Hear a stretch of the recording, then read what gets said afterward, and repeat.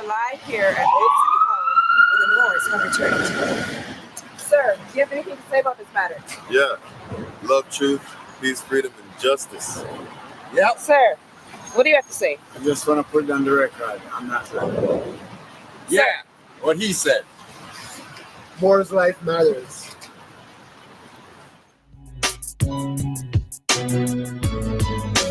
More lives matter. It seems like black lives don't matter. More lives matter. Shot in the back, running or choked out to death on the corners. Mistake the taser for his sidearm, says the coroner. To the yellow journalist that won awards for writing facts for World Wide Web press stories, always calling them black. Civil rights violated. Here comes C1-7 and CIA and FBI agent, brethren, felons with what Big Brother once heard. Most Moors are nerds and study more than if I'm on the road, no biting curbs. No threats of nooses or fighting for survival. Making Moors martyrs won't happen, calling us Captain Rival. Inquisitionists, governors, and secretaries of state got stateless on their tables like ribeye steak with no care, blood dripping. They eat blacks rare. Foreigners wearing 6-point badges, pretending they're heirs to the vastness of state Muguri Balaksa. Stateless blood flow past a horse's brow, I swear it's agua. Demons thirst quench, stealing pioneers and organs. Psychiatry, death industry, to start selling black orphans and half-closed coffins, cause legs are missing, killing stateless people, cancer won't even see remission. More lives matter. But it seems like black lives don't matter. More lives matter. Cause it seems like black lives don't matter. More lives matter. Cause it seems like black lives don't matter. More lives matter. Cause it seems like black lives don't matter. System, what system? Not gonna make myself no victim. Run down and kick them up, educate oneself and flip them. All of the titles or nationality strips them. Must grip reality in order to really grip them in this third dimensional illusion. Organized chaos, confusion, stealing your attention. Mental intrusion, universal laws, declaration of the ancients. I self-law and master from the rooftops to the basements. Hoop deep to the spaceship, ever since all creations. Celestial foundations, ocean floor to the ranges, to the mountain tip, to the cosmic infinite. Basically, we are way above the shit. In other words, get in tune with spirit. Take a breath and accept. Mental polarity, gender, rhythm, correspondence, vibration, cause and effect. More lives matter. But it seems like black lives don't matter. More lives matter. Cause it seems like black lives don't matter. More lives matter. Cause it seems like black lives don't matter. More lives matter. Cause it seems like black lives don't matter. More lives matter cause I sing it no sound off. It gets defective when rejected, looking ass off. Get my perspective on the record to replay. All the news that on replay till they wanna cast off. Bury them, on to the next one. Enough of them are gunning down. Youths them a cast cross. Can't believe I told me that. Can't believe a Taj Pass. Trayvon, Michael Brown died for us to find cause. The afterlife visited the class brawl. Who they really want to see with the crown on high and the garbs on free? I am free and you're no business but your land or your country to seek your inalienable rights. The insatiable delight of knowing thyself and bringing all injustice to light. But the fight is your plight, make your sight for the bright. I'm the mic in the night, foresight for you to realize that, huh? More lives matter. Cause it seems like black lives don't matter. More lives matter. Cause it seems like black lives don't matter. More lives matter. Cause it seems like black lives don't matter. More lives matter. Cause it seems like black lives don't matter.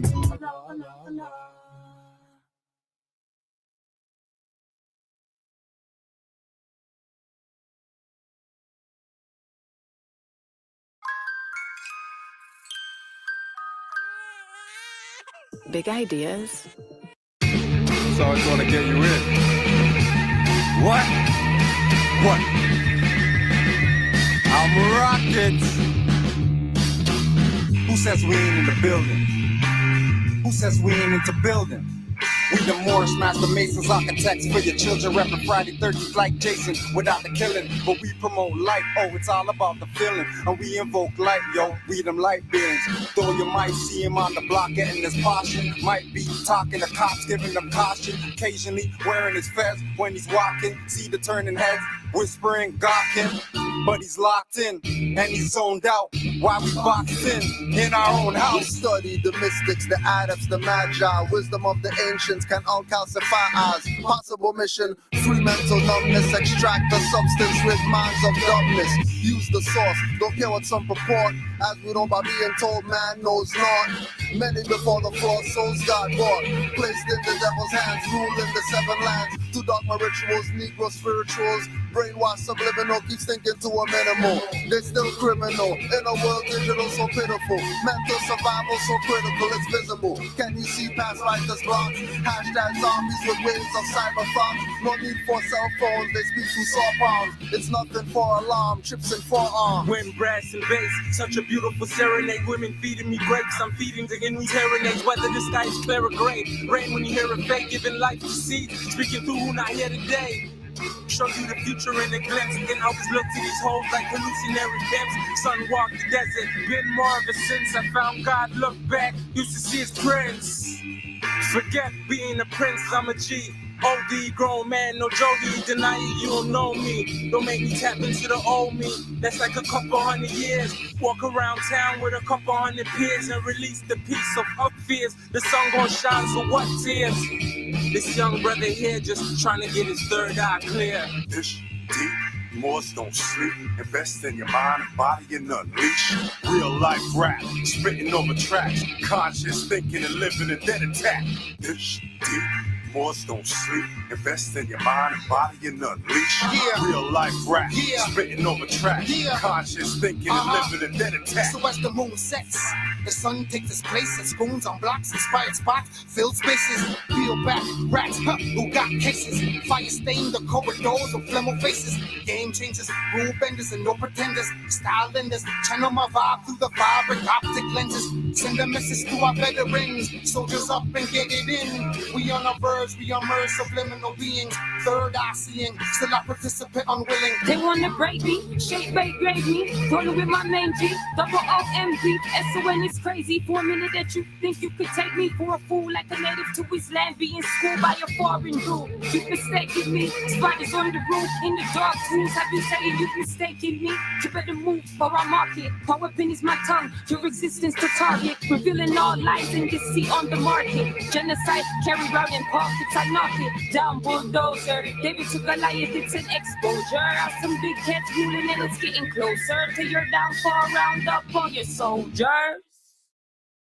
Little homie, I was seeking a fortune, tired of misfortune. I just wanted a portion, everything that I never had, though I needed my portion. Blowing like porcelain, haters better than porcelain. Getting broke, tired of being broke. How we acquire hope is the DJ skillets of dope, just to keep us afloat. Mind as deep as the boat, brain is the lethal weapon. We want need to elope. When I speak, I provoke. Walk in the room with my aura feeling like heavy smoke. Feel like when the levee broke under my Louis fitted the semi-poke. Cause dirty cops will kill your boy, yeah, the joke. The cost of living, higher profits in private prison. These little girls are selling bodies just to pay tuition. These little niggas selling niggas just for bail condition. It's like the slavery never ended, present in the mission. I wanna free the world, but I'm one man. A couple ones like me and make one plan. I wanna free the world, but I'm one man. A couple ones like me and one plan.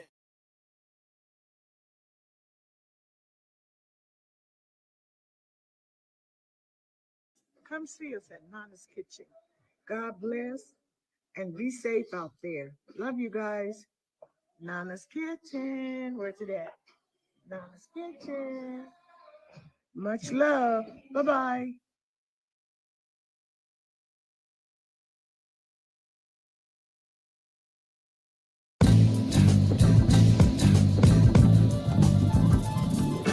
Yes, y'allin', discard them like blunt trash. Active more Avengers, call that a Hulk smash. Your conscious goon sniffling booze and role models. Won't accept facts and just quarrel. No 5 principles, of course, no profit. Facebook and YouTube names they won't have on the docket. They say go fund me, and when you go fund them and get robbed, I say I told you, don't fund them. Still won't listen and call yourself deaf. While most say middle, my path is right hand or left. Some say your cult and think we worship Baphomet. We just Sufis with trance for Muhammad. Offerings of fruit for Oya and Oshun. If that won't work, we call in some Shangoons. Summon demons at the full blood and new moons. Mirror steel blade only escaped by a few coons. And those that escaped are on the run and stay running. Falling off the London Bridge or jumping. Nobody beats the Moors. Nobody beats the Nobody beats the Moors. Nobody beats the Nobody beats the Moors. Nobody beats the Nobody beats the Moors. We studied from the masters, we know that self-reloaded. From Moorish Empire books to hip-hop decoded. Before modern decoders, we studied A.A. Rashid, Conscious Kent Hemet, Basil Lehman Akeem. Moore's order up the table round like common had soul. We got degrees by the pound, stay uplifting humanity. We got Moors near Japan and lands nether and even Afghanistan. On every Atlantis island, Moors you find them repping Moorish nation, not Turtle Island. Island when it's really a continent. Anybody saying Drew Ali's a myth incompetent. Claiming black and Indian nonsense, then begging active Moors to help you out your consequence. We still lend a hand, our first principle love. Realize, not a hand, just a stick in a glove. Nobody beats the Nobody beats the Moors. Nobody beats the Nobody beats the Moors. Nobody beats the Nobody beats the Moors. Nobody beats the Nobody beats the Moors.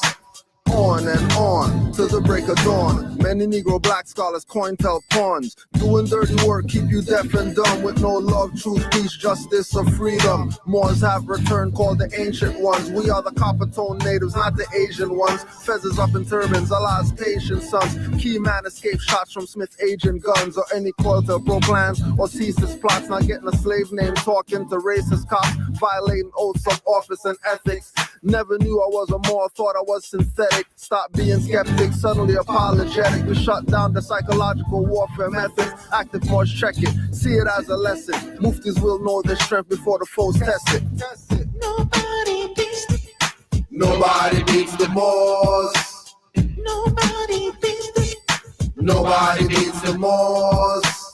Nobody beats the Nobody beats the Moors.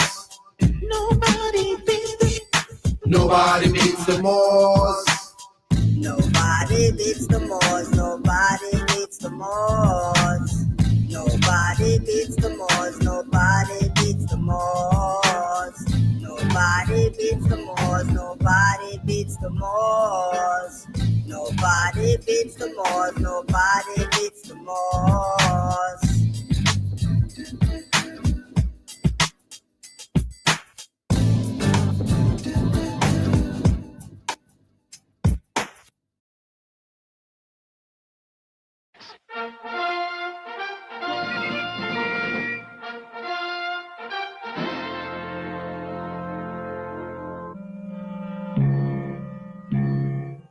Come, my ladies and masters, who among you will investigate the magic cabinet of Abu Abdul?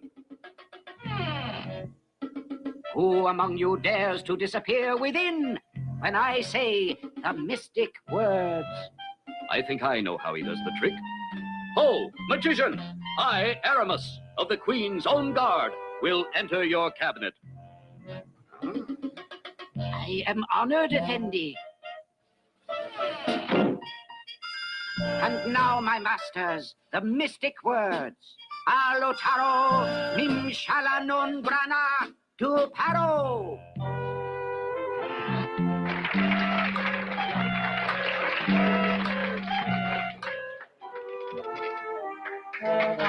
Bravo, magician. Hold, Athos. That is not Aramis. Not? A moment, Master Magician. My friends and I are not satisfied that the gentleman who went into your cabinet is the same one who came out. But gentlemen, you saw him yourselves. Then we'll see him again. Come, Athos, D'Artagnan.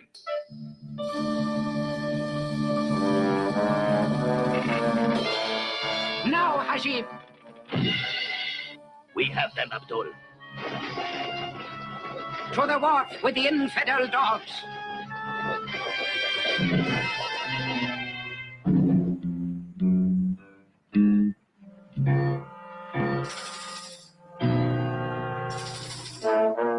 Hoist sail and cast off!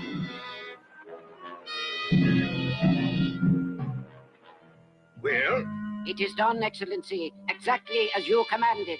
There must be no mistakes, you understand? No possibility that they will escape. Even now, Excellency, the musketeers are beginning a long sea voyage from which they will never return. You have done well. You are most generous, Your Excellency. With those troublesome, over-loyal musketeers out of the way, their majesties will have no one to turn to but me. Surely someone, somewhere must have seen something. Alas, no, your majesty. But 4 musketeers do not simply drop from sight. Unless there's been foul play. The thought has occurred to me as well, Lady Constance. I shall intensify the search. We are fortunate to have such a man to aid us. I do not trust him, madam. In all France, no one has better cause to hate your musketeers than His Excellency.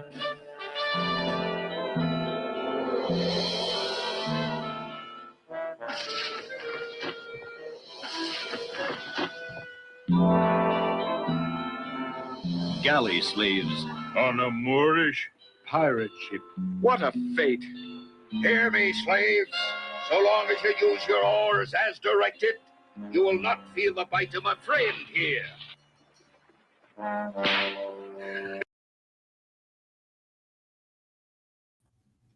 Islam to all the Moors worldwide.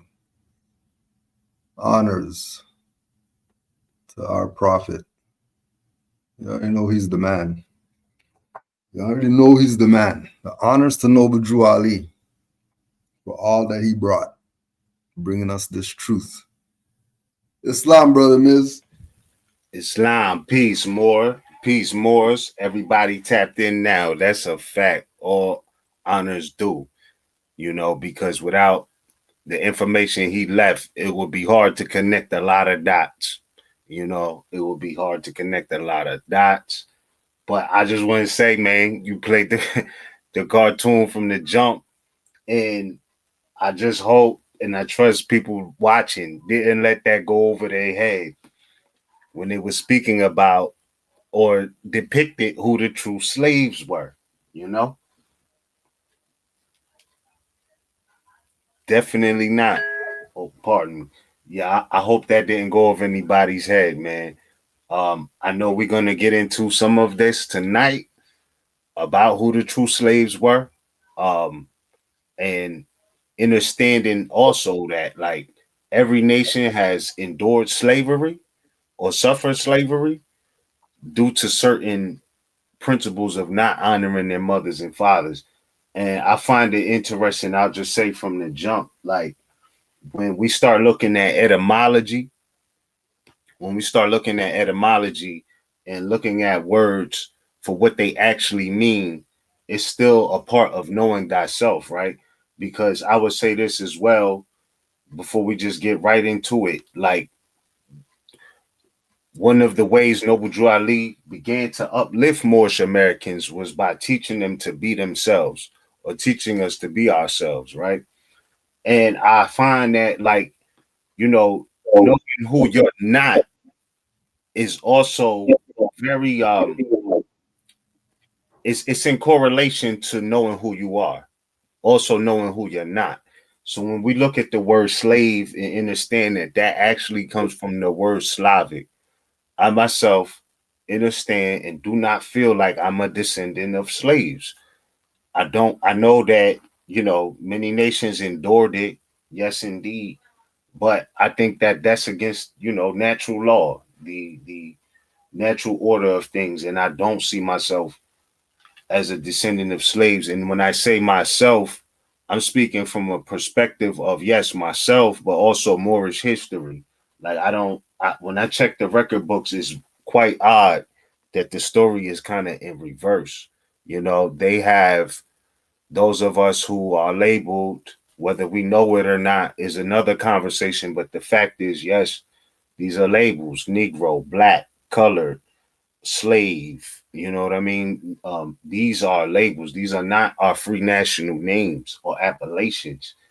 And so, you know, I find it interesting that who the true slaves are or were, as far as what the word actually means, as far as Slovakians, it is definitely imperative for Moors to know that we do not come from slavery. We come from something more ancient, and not to be lost in the idea of, you know, no harm could touch anybody. Yes, every nation has endured slavery, or again, back to Noble Drew Ali, you know, speaking about the ills of clinging to the names and the principles that delude to slavery. So, you know, that statement takes on another life when you really think about, well, who are or know who the true slaves actually were or are. And when you know that, are you clinging to names, whether it not be your Moorish name, or principles, you know what I mean? Whether they not be your ancient principles, you know, if they're deluding to slavery or Slovakianism, is that really your culture? You know, these are just some things I was thinking about from the jump as we here on this session. And pardon me for going straight in, but you went straight in. Everything on the intro was lit, bro. And so, Love.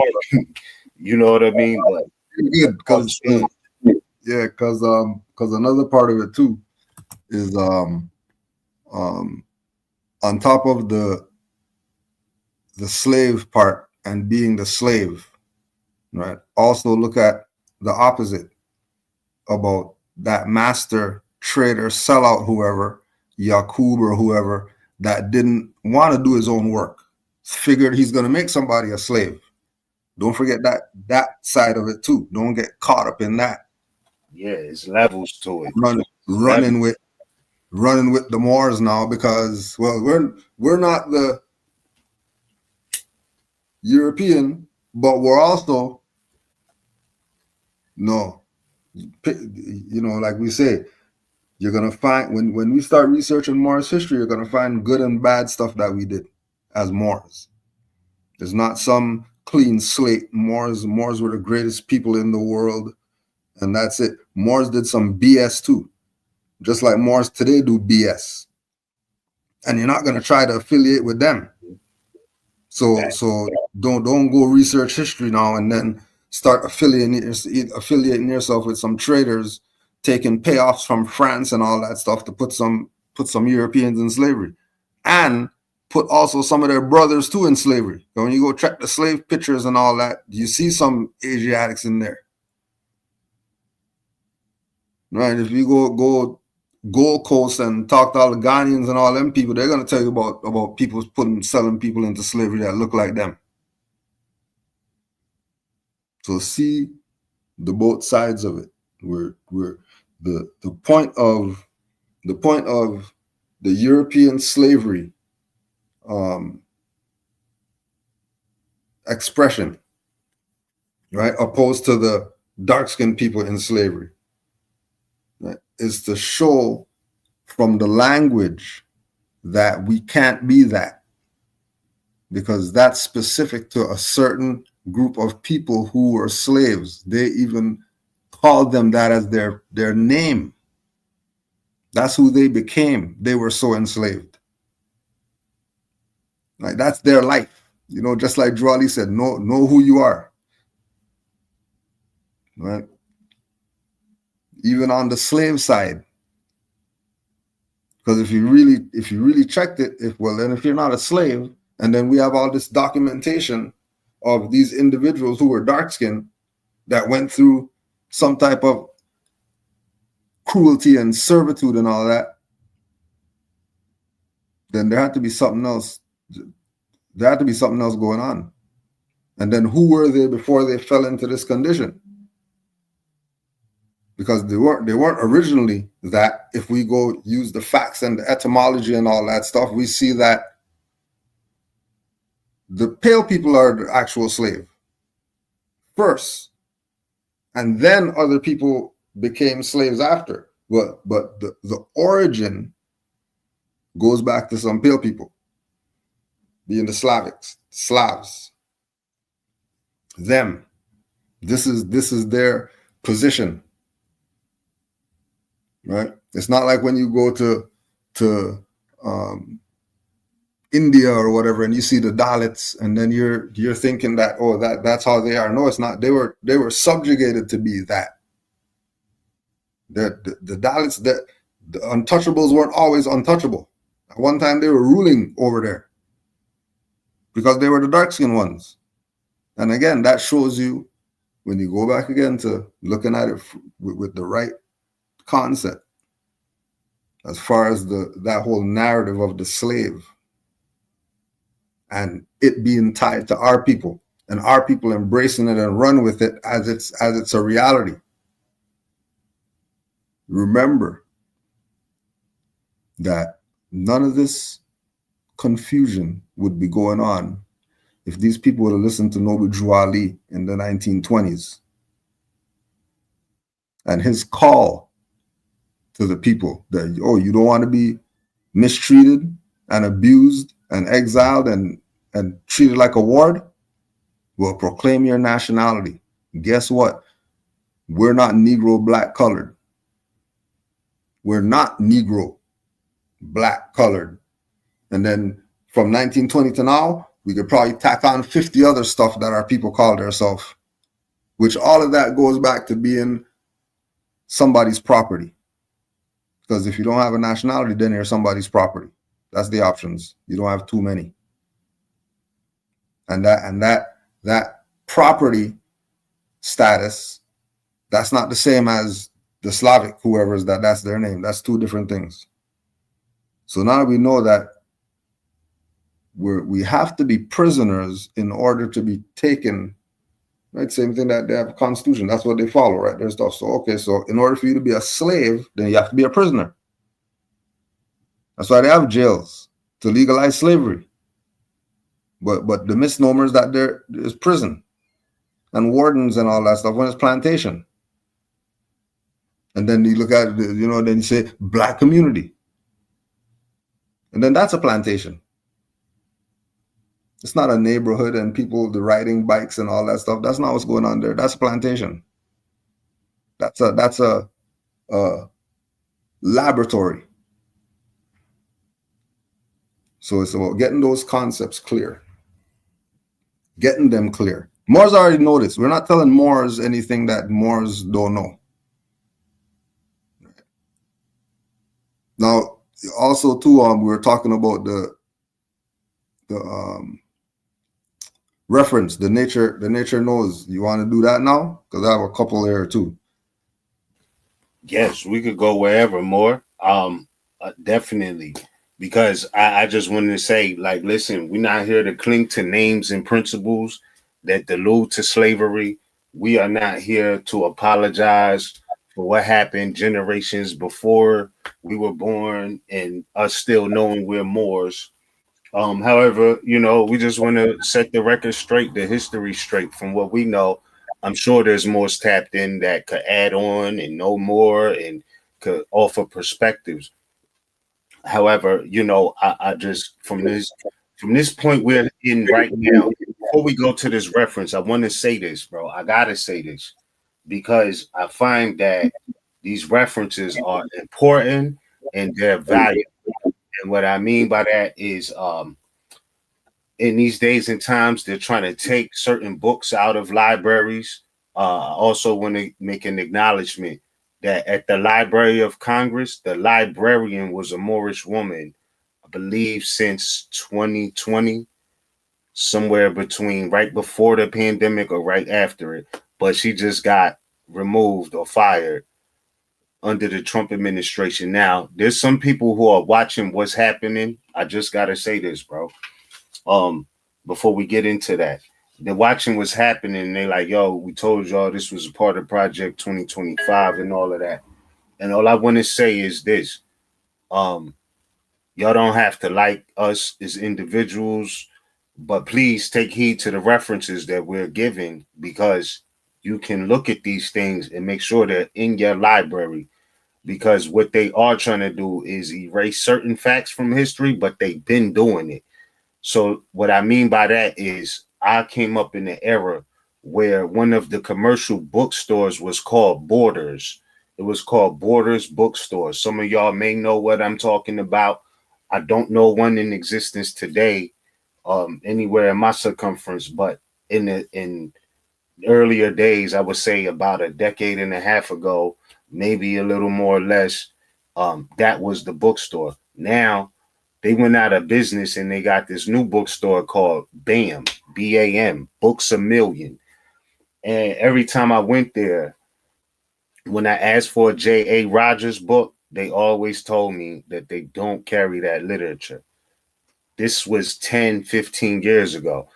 And so I'm saying that to say that don't be surprised as what's happening now when they saying they want to ban certain things and remove certain curriculums, and there's a dismantling of the Board of Education.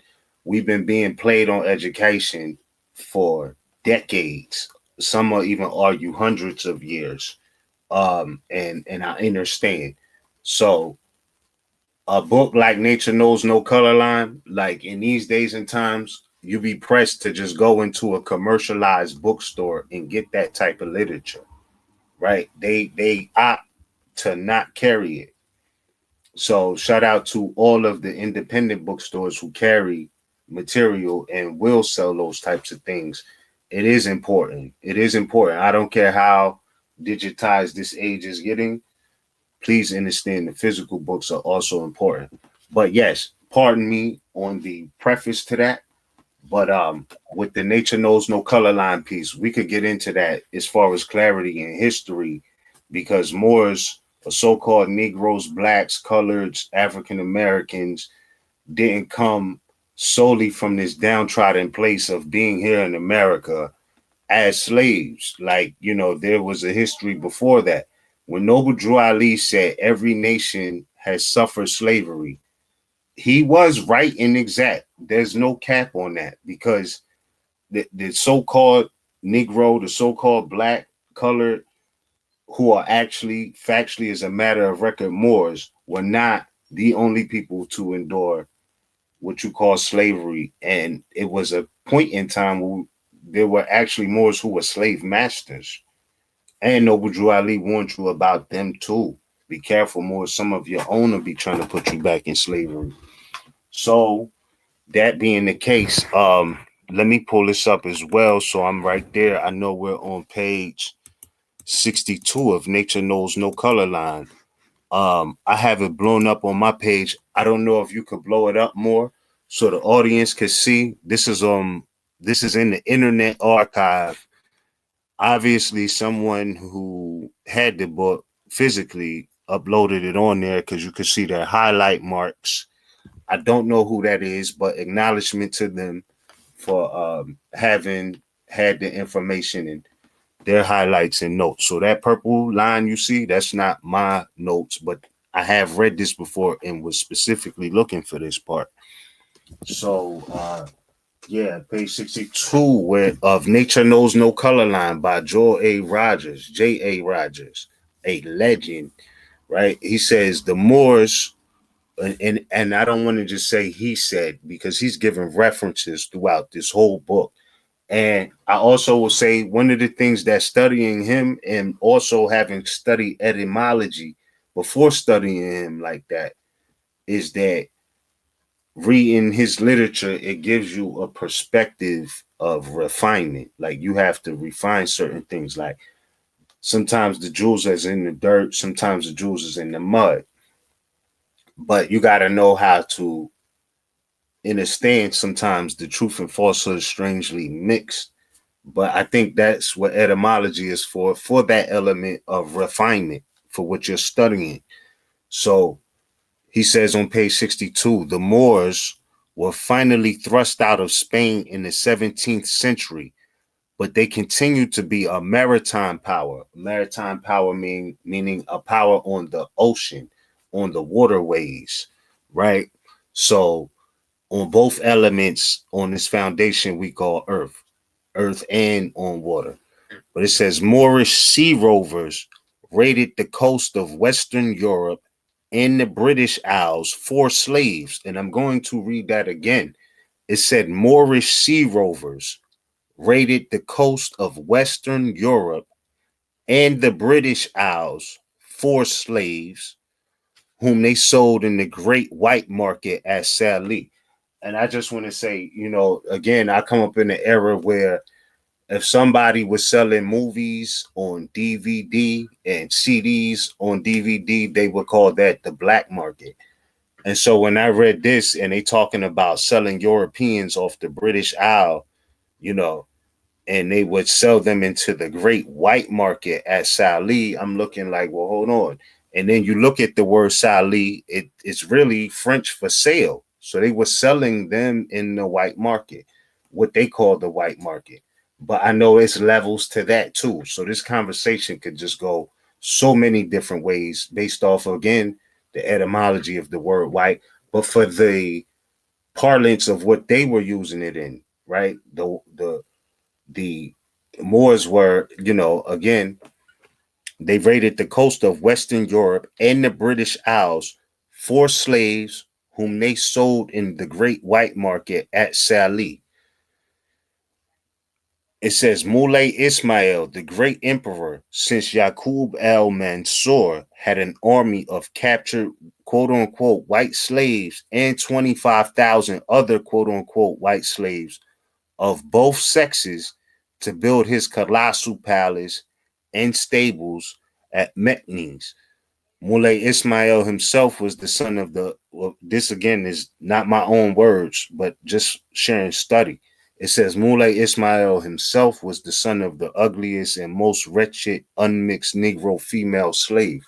So again, those words are not my own, but you could see like the concept of slavery wasn't exclusive to us being victims and sufferers. This is something way more ancient. You can see this in the different holy books. They mention it. You can see this as a matter of historical reference, like the so-called Negro, black, and colored were not primitively the slaves. And I want to highlight and correlate this to the fact that a couple of months ago when Trump was mentioning about canceling birthright citizenship, he was speaking about how the 14th Amendment was meant for newly freed slaves in 1865. And it's like, well, who was that? It wasn't just all so-called Moors. Y'all know, I know, but I'm saying for the record, so-called Africans that were free during the Emancipation Proclamation,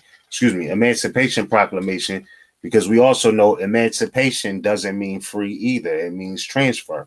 But nonetheless, Moors were not, there wasn't our time being freed alone. There was even what they call so-called, I'm emphasizing so-called free blacks who were actually the free Moors as a matter of record in history. The Moors were labeled as the free Moors, even under their colonial, documentation, and sometimes free blacks, whatever. But yeah, more like I just wanted to highlight that. So looking at that cartoon, going back to that point of how they depicted these Europeans as slaves, as a matter of record, a matter of fact, a matter of history, that is not far-fetched. That's not tweaking. That's not tripping. That is a matter of history. So yes, Europeans went through slavery too. It's very much so a multi-layered subject when you talk about who suffered slavery and who didn't. But I will say that, you know, the fact that Moors had slaves prior to Europeans invading America says a lot about the history that should not be lost. Like, we got introduced here because they brought us here. No. And a lot of us already know that. So, more, I just want to yield there for the time being, you know, showing that there is some historical references to Moors actually having slaves. And I'm not saying that we all got to wear that because we're Moors, just like, you know, every European wasn't a slave master or slave holder, neither was every Moor. You know what I mean? And so, but for the broader conversation, slavery was not a unilateral thing with just one nation. This did, like, every nation had went through that. And so, yeah, more. I just yield there for, you know, the first part of this. Anything you would like to add on? Please, more. Peace. Another just another reference point with regard to the sides. You know, that this could be looked at from so many different angles. You know, to give it some position. Right. This is white slaves, African masters. Paul Bapler, page 215 and 216. Besides the Moors, there was a young man in appearance, a Frenchman, but dressed like a Moor. As Captain Horton spoke French, he conversed with this man, who told him that about a year before he had made his escape from Santa Cruz in the Canary Islands in a small vessel with some other Frenchmen, and that having approached the shore to procure goats, they had found it impossible to get the vessel off again on account of the surf, and were taken prisoners. His companions had been sent up into the country.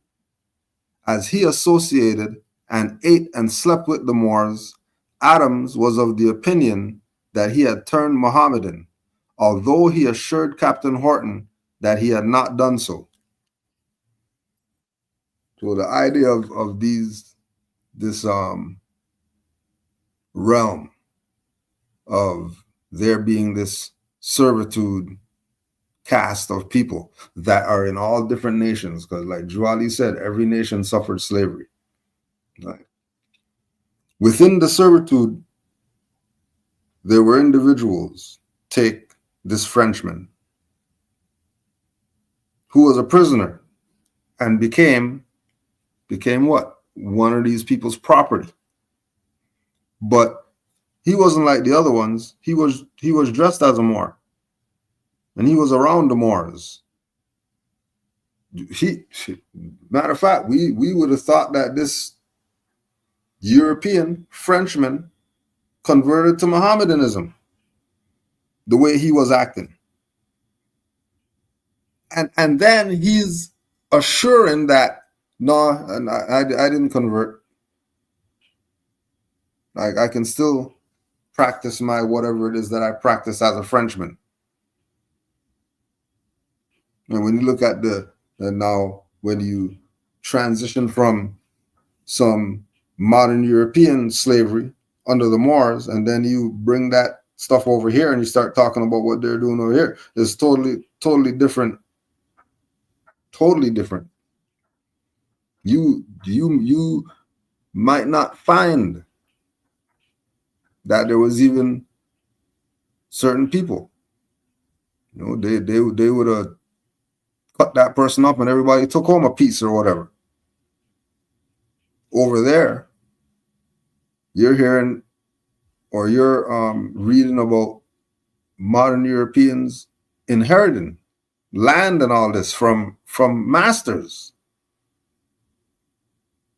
inheriting, getting castles, given gold. You know, oh, you served your time. Now, the other part that you don't hear about with the slavery stuff over here, that if there's such a slave from wherever, how come wherever didn't pay ransom to bring them back? And then you find it odd that you got taken from somewhere to somewhere else, and then the place where you were taken from, the rulers, they're not trying to buy you back. Doesn't that let you know that something's wrong with your narrative? Because if you're a slave, you're from somewhere. And then if where you're from, if we go to the modern European history about them being enslaved by the Moors, in that history, there's ransom.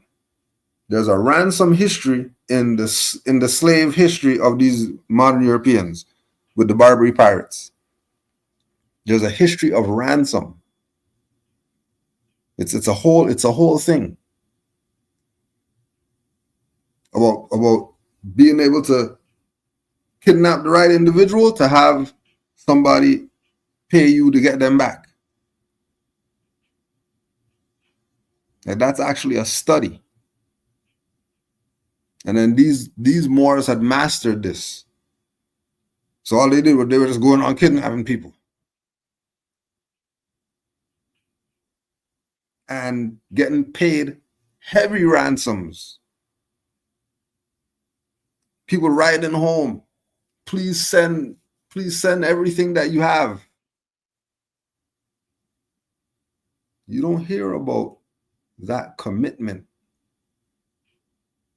from the West Africans and the people over here. Now, it's interesting too is that when you talk to these West Africans and these people, they don't even know what slavery is. Slavery is just going along the coast. They ain't no bringing anybody across any oceans anywhere. That's not even something that's taught there. Remember this I think it was Nigerian or something. He was Nigerian. And a brother that we were at work talking about African history or something. And a brother was trying to tell him, hey, you enslaved us and sold us to the European and and he's like, no, we didn't. No, we didn't. All those slave ports are Portuguese slave ports. Those aren't ours. That's not our stuff that we built and we sold you. No, it wasn't. Don't try to put me under the 2 or 3 kings that sold you. Right? Don't try to put me under it. Just like people are going to talk about Moors did arrangements with Europeans and Treaty of Peace and Friendship, and they see how that turned out and all that stuff. And they're trying to put all Moors under that. You can't put all Moors under it. Especially Moors of this day and time, because we're strict with Drew Ali. Right? We're not scattered Moors. Right? We're going from 1930 onward since Drew Ali transition. So whatever he brought and everything Moorish, that's where we're going. Because we recognize that he's the one that got rid of all the complaining that we were doing. Just by putting it on the record of who we are. That yes, the Moors as Mohammedans, Moorish, everything, all through literature, Moorish Science Temple, Moorish Divine National Movement. Why is he saying Moorish? Right? As a reference point. Moorish American. And again, it's to get us out of that victimize, property, slave mindset and get us into thinking as free. Going back again to why they would say free Moors, free Negroes, free blacks, free whatever. The free is distinguishing these ones from those ones over there. They weren't just going around picking anybody to go lynch and eat or whatever. You had to have a look, because they couldn't mess with everybody. Again, you look at South Carolina and these places, and certain individuals who look like us not treated as a slave. That's why Jolly said I traveled in the South, and I saw the conditions there, and it's our people. Why this BS is going on still? It's our people. Why? Stop playing the victim and pointing at somebody else that doesn't look like you and saying that they're your problem. It's not them. It's our own. That's the problem. Because again, Jolly traveled in the South, and considering he made it back, obviously they didn't lynch him. If it's like that, any black guy is getting it and all that stuff, well, how come they didn't lynch him? How come they let him go visit Marcus Garvey and all that stuff? Couldn't they stop him at the door? No, you can't visit.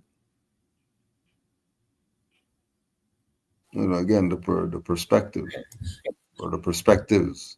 There's a lot more. Yeah, no, those are all absolutely interesting points that you raise. Definitely. If he was traveling in the South, made it back, and all of this, and like you said, he went to visit these places. What was the distinction?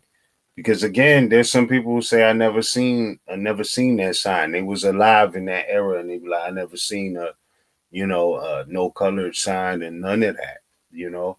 So I mean, I'm not saying that it didn't exist. I'm just saying that it may have existed in certain spaces, and it doesn't make it right, but that discriminatory practice, it did exist. And I think every nation goes through it. But I will say that even when you mentioned about the Portuguese slave ships and the Europeans saying that wasn't them, I think that that's profound as well, because it gets into the specifics of nationality. You know what I mean? Like if we were specifically to identify people by their nationality, it will remove a lot of stereotypes in this sense.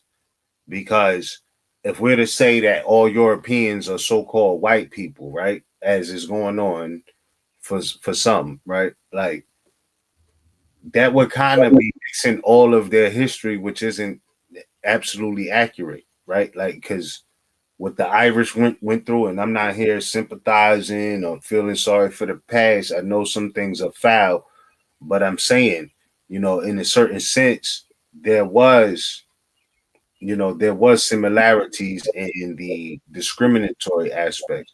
So when the person you was talking about was saying, hey, no, that wasn't us, that was Portuguese, I think that is what is necessary to be like, okay, no, that wasn't us, this is what that is, the Irish or the French or the Portuguese was doing that while we were not engaged in that, or you know what I mean? So outside of that, people just look at it like all white people, quote unquote, so-called white people are like that. And I'm not sitting here vouching for anybody else's perspective. I'm just calling it for how I see it. Like, and we already know history shows us, even in the time of abolitionists, there were European abolitionists, and, there were Europeans who were for slavery and having slaves and, all of these things, wardship and all of that, while people on both sides felt different ways. There were some Europeans for it, there were some that were not. There were some Moors for it, there were some that were not. Again, I find it interesting that even in my sojourn, I'm thankful we have it on camera as a matter of record. when we went to the Berkeley plantation, right, these Europeans rest their hat on the fact that they got free in 1774. Like you said, why nobody came and paid their ransom? It was because they were running from their homeland in that sense, or from where they came from, Britain. They were trying to break away from that. They were talking about they were fleeing tyrants, you know what I mean? And it becomes necessary to dissolve the political bands, right? Like all of that is a part of what they claim is foundation for them being here in North America and being free, right? And so they were fleeing from slavery. They didn't come here free people. They was on the run, basically. You know what I mean? They were fleeing. And it was either that or nothing. So they came to a whole nother jurisdiction that Britain really didn't have jurisdiction over, still does not really, by the law of nature and nations. And they came here in another jurisdiction and declared themselves independent, equal, and free.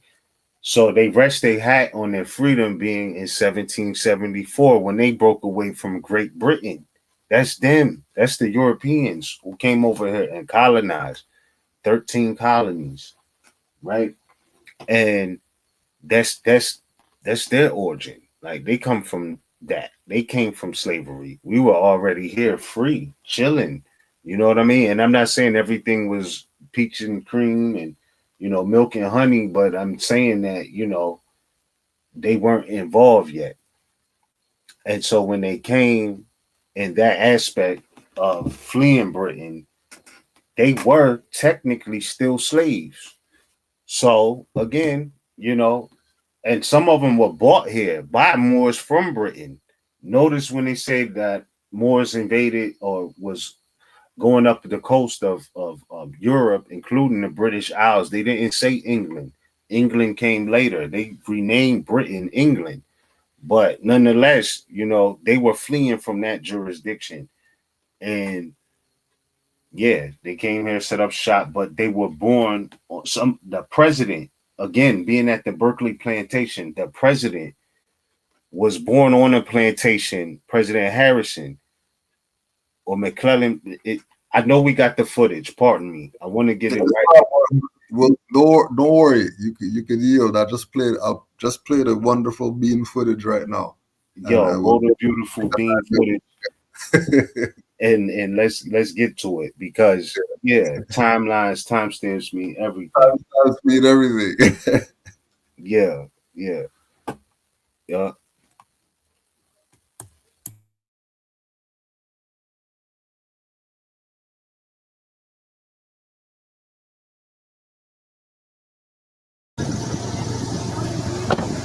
If you want to,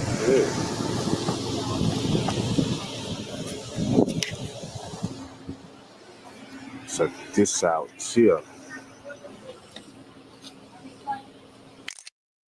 Okay, just read it into it. Okay. All right. Berkeley and Harrison's Landing.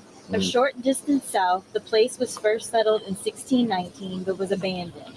It was repatented in 1636. Benjamin Harrison, signer of the Declaration of Independence, lived here. His son, William Henry Harrison, President of the United States, was born here, 1773. In July through August of 1862, General McClellan had his headquarters in Berkeley while the Army of the Potomac was here. Wow, so a president, There's just a lot a so-called president, was born on a plantation. Yes. Now the question is, if slave means Slavic, and it does, was the president born free or was he born into bondage? Good question. And fought specifically when you're talking about people who was dealing with the Declaration of Independence, right? Because they were subjected in certain degrees to Britain.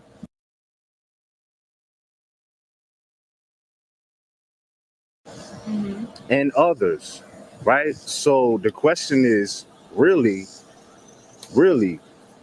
where are they born? Make sure you have, while you're talking, I got this. I got this.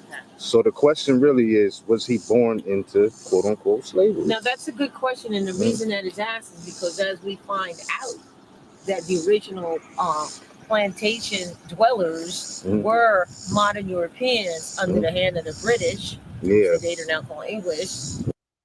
Do you know where the word slave came from? It actually came from the word Slav. Slav. The Slavic people in Central Europe. But that they were the ones who were really on these plantations. So Right. that is a very good question to ask and to look into. Real Because talk. they were the ones who were fighting for their independence from Britain because they were the slaves. Exactly, they were enslaved. They just And this turned- tells that story because you look in 1773, okay, that's pre-declaration of independence, Yes. right? So that means that they were still dependent Yes. at the time he was born. So the question is, was he born free Critical thinking. or was he born a slave? On the plantation at that. And in You know, 1774, September the 5th, 1774, they went to Philadelphia, Philadelphia at the Congress that was already existing and asked if they would assist them in their freedom. And that's where the Articles of Association, states that in detail. So this is called critical thinking and study. Exactly. This is it. This is it. So it was settled, but was abandoned. We know how big that word is when we talk about abandonment.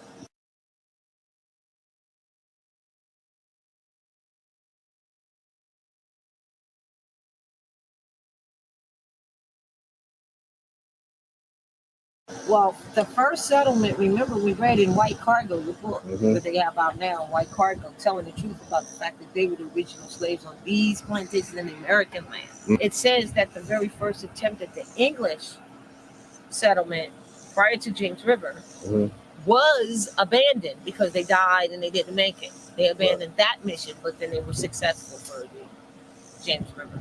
Real talk. So here we are on the Berkeley plantation. I ain't no house, nigga. I be in the field. I be in the field. I be in the field. But I ain't a slave. I'm a king, and that's real. I be in the field. I be in the field. Historical plantation. Look at those trees. These trees.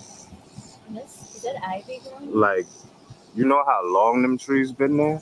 Yeah, the glory of a forest, and I heard my wife on the show, it does. If a tree can grow up tall, it carries a whole bunch of other things that can live too, such as the ivy and things. Which likes to climb, right? It's a cold. It's still got the Star Spangled Banner out there. And look, this sign, the Virginia state sign, is saying a lot. We're trampling on the Aboriginal is what it looked like, especially like downtown Chaco Bottom. Now look at what this picture is saying, because that's clearly a Moor on that he's trampling on, right? And not only is that a Moor, but it's a crown right here. So he knocked him off. He knocked the crown off his head. You feel what I'm saying? Like his crown is he's crowned. There's What no does that crown. say? 9 what? Can you read it? No, it says hold on, my fault. It's somewhere on the bottom. It says sic semper tyrannis. It has something to do with tyranny. I know that. Oh, tyranny, right? Yeah, yeah. Well, when they first came, the English settlers that first came on James River, they really landed on.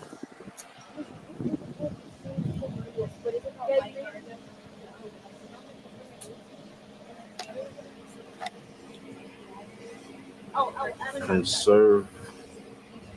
All right, I can read. It's just really defaced here. Conserve, conservation, I guess. Development Commission, 1929. Conservation Development Commission, 1929. Is that the same sign as the other side? Yeah, but it's some defaced writing down here on the bottom that talks about, oh no, not 1929, 1928. So Conservative or Conservation and Development Commission, 1928.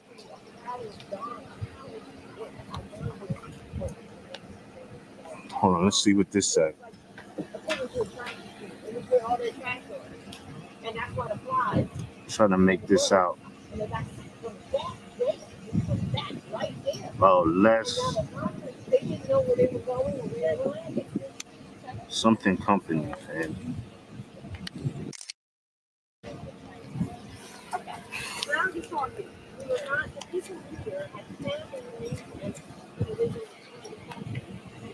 Sorry, y'all, I can't make it out because it's just so defaced.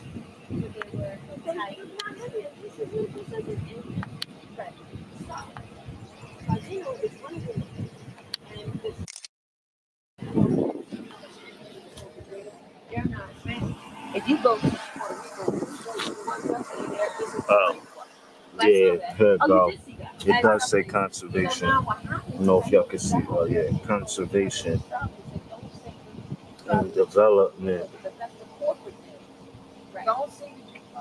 commission. This one say 1298.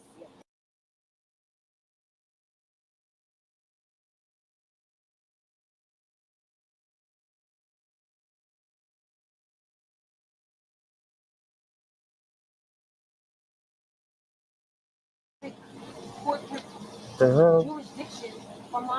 So we talking 1298 or 1928? Well, go 2 years to look at, family, to really study. 1928 and 1298. See what's good. This plantation thoughts. If we ain't got freedom, we ain't. Islam. Give thanks for that. A good throwback. Don't forget, go subscribe to the Mantis Views 29 if you never heard a Mantis Views 29 before. Make sure you go over there, watch some of those videos. Thanks.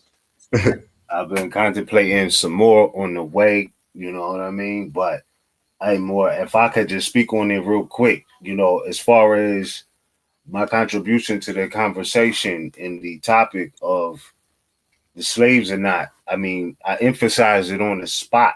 You know, if a president was born on a plantation, 1773, this was before the United States even declared their independence, and they were running from Britain, right? They were still under the jurisdiction of tyranny.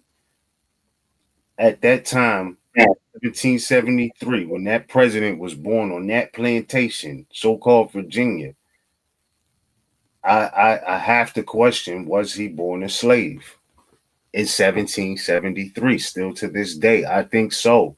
I really think so. And I lean on that because if they didn't declare their independence till 1774, and he was born on a plantation out of all places, right, in 1773, you know what I mean?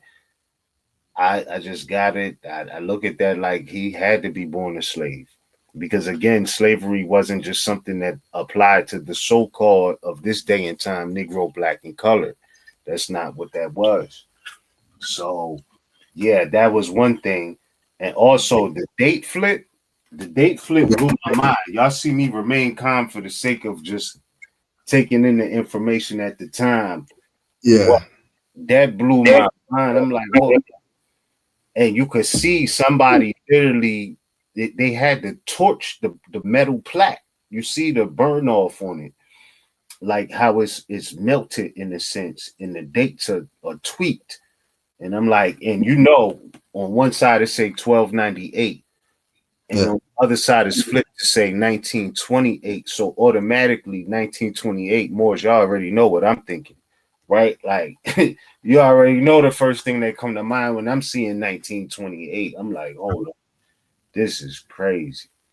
This is crazy. And they flipped on the other side and say 1298 on the more older looking side. I'm just like, I don't know, more.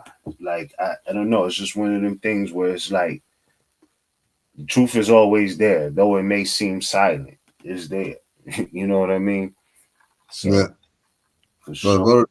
These more brought up plantation in the these more brought up plantation in the chat. So let's just check plantation quick fast before we go on. Okay, yeah, let's do it. Let's do it. Mid-15th century, act of planting seeds, a sense now obsolete. From Latin, plantationem, nominative, plantatio, a planting, noun of action, from participle stem of plantar, to plant, see plant. From 1600s as introduction, establishment, a planting with people or settlers, a colonization, used historically for a colony, an original settlement in new land. By 1610s, the sense in Rhode Island's Providence plantations, which were so called by the 1640s. Islam boy, you have anything before we read on? No, I would say keep going. I know that all these states was considered, the whole state would be considered the plantation. All that. Yeah, no doubt, no doubt. So I don't want to dismiss that either. Shout out to the brother Yusuf and everybody in the chat. Yes, but that's a great point. Nah, you're not wrong. You're definitely not wrong in that sense. But at the same time, when jurisdictions started to be merged and cut and relinquished, like they trimmed it down. So, but at the same time, yes, a whole state would be considered a plantation. So you imagine you trying to run away from a plantation, but the so-called Virginia state or state of Virginia or whatnot is the plantation. Like, yeah, you're getting off that. You know what I'm saying? Like, not on foot, bro. Like you, and listen, I want to say this too. Even coming on to this modern version of the plantation, what they call Berkeley Plantation, it was huge. It was huge, fam. And I tell you, it would take a long time to run off that plantation. I tell you that. It definitely would. And they got like houses, little watch houses. Like when you like if you was running away and you think you was about to get free, like it would be a little house where somebody would be on night watch just to see who goes down the path. Like it's very interesting. Like you could be running for like 2-3 hours and like you like, yo, I'm getting away from here. I've really made it. But then it'd be like this house that's still on the plantation where they're just watching to see if anybody will run away. And it's really interesting when you look at it and see it in real life. I'm not, I'm not for slavery, but I am for exploring certain things I can know about history. And sometimes, just physically going somewhere where there's a lot of history means a lot. You know what I mean? So, but yeah, I will say that about that plantation is it's like that or Shirley's as well. Shirley's plantation in Virginia, so-called Virginia. You know what I mean? Like those paths, they be like whole cities, bro. Like whole cities, the plantation. So yeah. Yeah, that's my take on it. I can't say I don't think the brother is wrong for considering, that once upon a time the whole state was a plantation. But later on they like trimmed stuff down and they still got historical areas that they call the plantation where it was going down at. Like cotton fields and stuff like that. So I remember too, like going there. I went to a plantation in 2016 and it was a bunch of white stuff on the top of the ground. And I thought, being from the Northeast region, I really thought, I'm like, damn, there's snow on the ground still. You know what I mean? But it was not snow. It was cotton still in the field. You know what I mean? And so I was looking at that like, man, like that, it came a long way and they still growing it. So Yeah, I don't know. That's just my perspective on it more. But I know you was about to continue with the reading of the etymology of plantation. Can we get back to that? Islam, right in tune what you're saying. The meaning large farm on which tobacco or cotton is grown is recorded by 1706. Century Dictionary 1895 defines it in this sense as a farm, estate, or tract of land, especially in a tropical or semi tropical country, such as the southern parts of the United States, South America, West Indies, Africa, India, Ceylon, etc., in which cotton, sugarcane, tobacco, coffee are cultivated usually by Negroes, peons, or coolies.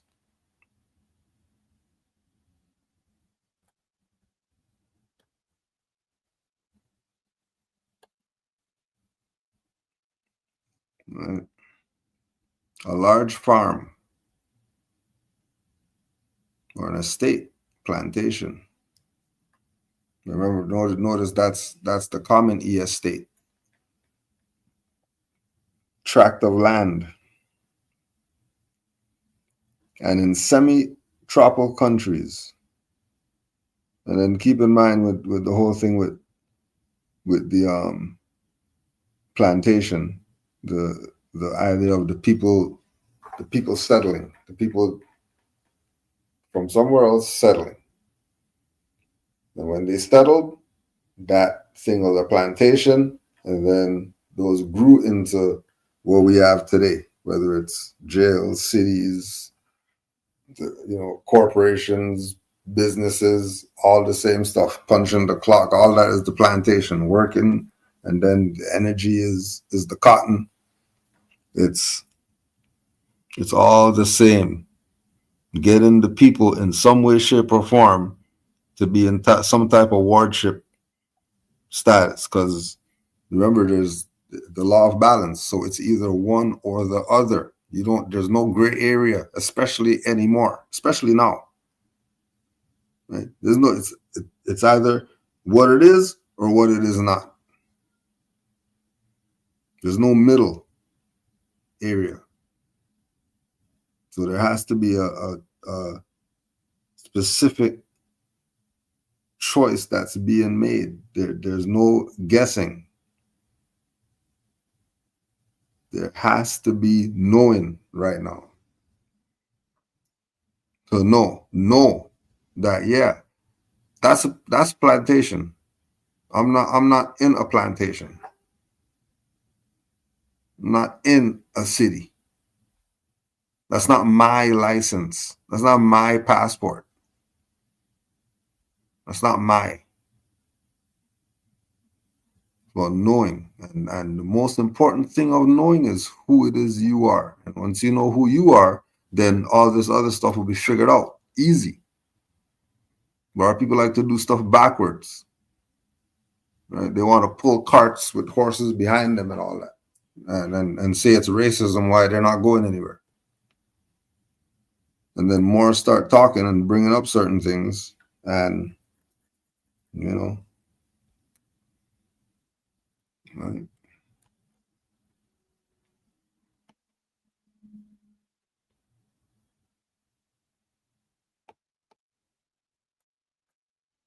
It's a lot more. Facts. Islam more. Yeah. So that leads to the fact that, yeah, the Europeans were slaves while they were here in America, trying to break free from Great Britain. Great Britain. That's what they called it. You know what I mean? And so when we understand that, and listen, I know some horrible things could take place anywhere, but what if you ever seen what they call a plantation today? Like, it's beautifully laid out. And I'm not being trapped by the allures of slavery. I'm just telling you from actually being on a few that the landscape is just beautiful, right? And so it's about perspective. Like, if we had that type of land today that we owned and worked, like, I think we could outperform especially when it comes to cotton. Like we could outperform Gucci, Louis Vuitton, all of them. Like if we had the resources right there, right? Because that's what they're doing. They spinning silk and cotton and all of that. But I think, you know, for some, not everybody, but there are some people that it's just what they did, whether they was free or slave. So it's a certain way to even look at a plantation. You know what I mean? I see it like the land was never the Europeans, right? We were probably doing that for thousands of years, and they just, you know, interjected themselves and coerced and extorted and leaned on the skills and abilities that the natural people already had and was into. So I don't look at it like, oh man, cotton is uh, a bad thing because we had to. Nah, I just feel like it's a skill we had that we just never, I can't say never, but like I don't think we've been compensated to the full potential. And I mean that whether people look at it like reparations or competing with these clothing brands, you know what I mean? Like I don't think if we had the science down to make the shirts and pants and all of that, I don't think nobody could know, because you know, they Gucci and Louis Vuitton, that's Italian, you know what I mean? And I know they got their style from Moors as well, but you know, you there's some Moors they want to rock the indigenous, you know what I mean, loose flowing garb. Yeah, like there's so many styles in on this planet, and I just think that we could tap into all of them and be the best at it. That's just me. I don't think I'm tripping by saying that. I don't think I'm tripping by saying that. But yeah. Hold on, shout out to Yusuf. He says in the book Morocco and United States 1776 to 1956, Luella J. Hall says the Sultan of Morocco closed the cotton trade in the 18th century. How could you close something without owning it? Great question. Great question. We gotta look into that. You know what I mean? But yeah, I just know that I feel like it's some things of the past that really there's keys of our success in as a collective, not as just individuals. And I know everybody not going to agree with me, but that's okay too. That's okay too. I understand that. I get it. I don't rule that out, bro. Like if they was to say, hey, this plantation, and let's take the word plantation off of it because it's all Mother Earth, right? If they was to say, hey, this piece of earth perennially yields cotton, or this piece of earth perennially yields whatever fruit or herb or hemp or whatever, we backing off of it. This is for your nationality. This is for Moors. This is an industry. Let's just say I'm not looking for a handout. I think with the right Moors, that would be turned into an industry that would never fall off. Like it's you know what I mean? I just really think that. I really believe that. I'm not sitting here hoping for a handout. I just think that in this day and time, if we had complete ownership of the opportunities or even, you know, things that we didn't own or whatever the case may have been, that right now we can make it happen. Definitely getting some grannies online for crocheting and knitting the cotton. What are you kidding me? I think we would. I think we could do it. I just think we would make the flyest things. But that's another thought, and I'm gonna leave that there. Pardon me. Yeah, more. But I just I don't think that the natural products of the earth and growing them are a bad thing. I think the way that they presented, the way we was doing it, is what will make us disassociate. Yeah, that's how I feel.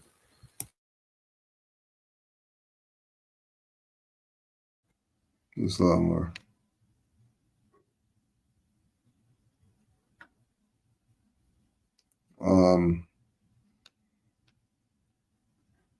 The Bouviers. Do you want to go to the Bouviers? Yes, Right?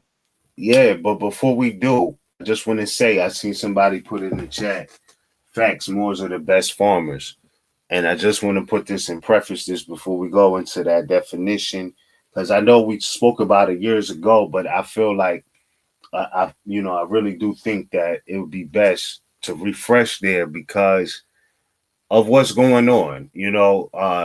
There's a group of people from or living in what they call South Africa today, and we spoke about this on my mother's session briefly last night before the conclusion. And it hit me then that for the past week, I would say it's been like in the news where they talking about these Europeans who are living in South Africa seeking refugee status from the United States. And when I heard about this on the news on several occasions, what kept catching my interest is the fact that they were calling them Afrikaners with a hard ER, not Africans, like Afrikaners. And I'm like, why do they keep calling them Afrikaners? There has to be a reason for this hard ER on the word African. Like, why do they keep calling them that? Because I never heard of that. Like, I'm like, what is an Afrikaner? Like, I heard of Afrikanus, but I never heard of Afrikaner, like not African, Afrikaner.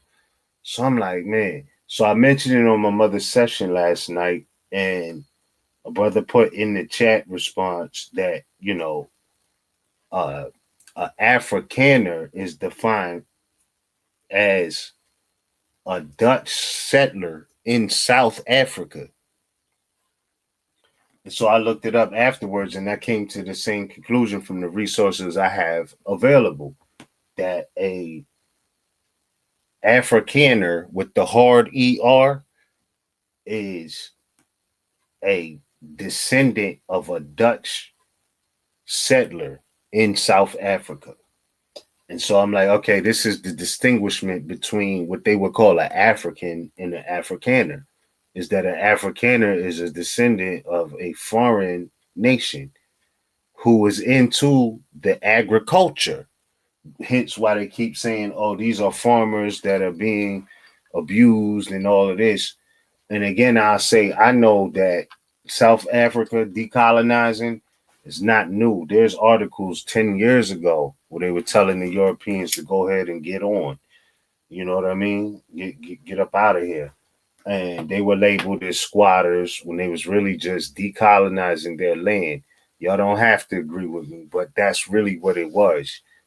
And so I was looking at that and I'm like, oh, okay. So they still on the same thing, but I think it's a reaction to what the U.S. corporation is doing. You know what I mean? Because if they're mining and they're gaining and they're growing crops and resources off of their land, because again, mind you, South Africa, that's Zulu territory. That is what Noble Drew Ali was speaking about as far as our origin. The Moorish Americans who are descendants of the Moabites, the ancient Moabites at that, who inhabited the northwestern and the northwestern and southwestern shores of Africa. So when I'm thinking about South Africa, knowing still I'm Aboriginal indigenous to America, I'm looking at it and I'm like, oh, they really going up. Like they turning up over there on another level. Maybe we wouldn't understand. Maybe some people don't understand. But I know from what I'm seeing, that sounds like that's what it is. Like they're expelling foreigners from their land, just like Trump is trying to expel foreigners from what they can see, what they consider to be, a land they have jurisdiction over, which they know that they don't, but nonetheless, this is what's going on. And so I'm looking at it like, oh, this is happening all over the world, and I know I may need to collect some more details about it, but yeah, that struck me strange. So it made me think back to a couple of years ago when we did the session and I came across the definition of Negro in the Bouvier's Concise Encyclopedia of Law, like in the law book, there's a definition for the word Negro. Like, is it in the law book though? Like, not an unabridged dictionary. This is a law book. John Bouvier's Concise Encyclopedia of Law. What's the page number there? I know it's like 22 something. It's at the top. But nonetheless, the definition of Negro, it says a black man descended from the black race of Southern Africa. And this is what made me want to revisit this, is the fact that it says a black man, so-called, descended from the black race of Southern Africa. So again, it correlates. Well, what's going on in South Africa really? Why are they not considering these Europeans that are there South Africans, but Afrikaners? What's going on? You know what I mean? Like, it caught my attention because I heard like 5 news people say it. But nonetheless, again, these words are not my own. This is from the Bouvier's Concise Encyclopedia of Law, Francis Raw's third revision. The definition of Negro, again, it says a black man descended from the black race of Southern Africa. And again, Noble Drew Ali says we're not Negro, black, or color, but still keep in mind this is this legal definition, and this was put out in 1914. So let's just keep all of that in mind. It says it has, and then at the next column, it says been held not to include a mulatto. Felix versus State, there's a case law there. And then it goes on to say a Negro defined by statute in Alabama, Kentucky, Maryland. Before I go on and continue to list, these states, these quasi-national domiciles that are now part of the Union, at one part, a time of the Confederacy, right? It says that the word Negro was defined by statute in these states. So you're talking Alabama had a statutory definition for Negro. Why? Kentucky had a statutory definition for the word Negro. Why? Right? Like, you have to ask yourself that. Why would there be a statutory definition for the word Negro? Are we talking about a people? What people have a statutory definition? Can you name me 5? Like, is there a statutory definition for a Venezuelan? Is there a statutory definition for an Englishman? I know there are etymological definitions, but a statutory one, that's different. That is different. Because if we're talking about the identity of a people, that's unalienable. There need be no human legislation on it.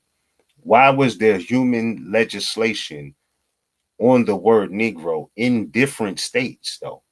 Multiple states. You really have to think about that. It had legal implications and still does. Right? So we're talking about lawfulness, legalness, legalities, right? Equity, right? So if you identify as a Negro, but in Alabama, a Negro has a statutory definition. It was defined by statute. In Kentucky, same thing. Maryland, same thing. Mississippi, you have to know whether you know it or not. You're making a legal claim when you claim to be that. It may be invalid, but you're still making one with those words. They had implications. So now let's look at it. A Negro and a black, right?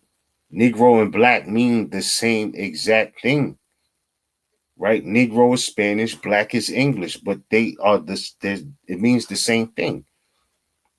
So a black person is statutory for translation purposes.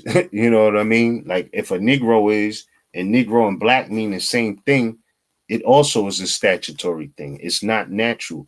Anything that has to be legislated in that sense is not natural. And, it is what it is. So I'm just saying, this is what the records say, page 2331 of the John Bouvier's Concise Encyclopedia of Law, It says a Negro is defined by statute in Alabama, Kentucky, Maryland, Mississippi, North Carolina, Tennessee, and Texas as a person of color who is descended from a Negro to the third generation, inclusive, though one ancestor in each generation may have been quote unquote white.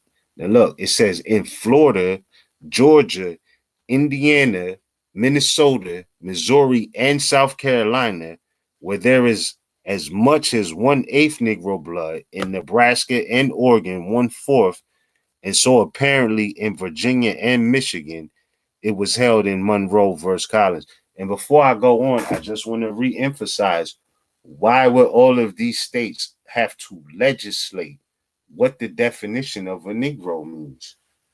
If they're supposed to be united and, you know, the word Negro, black is all encompassing, then why would all these different states have a statute for it? It was legal slavery brands. That's really, really why. But it says, so it was held in Monroe versus Collins, 17 Ohio, that if quote unquote white blood predominates, the person is to be considered white. If one was a slave before 1865, hear this out. If one was a slave before 1865, it is presumed that he is a Negro. McMillan versus School Committee. So now back to the plantation footage.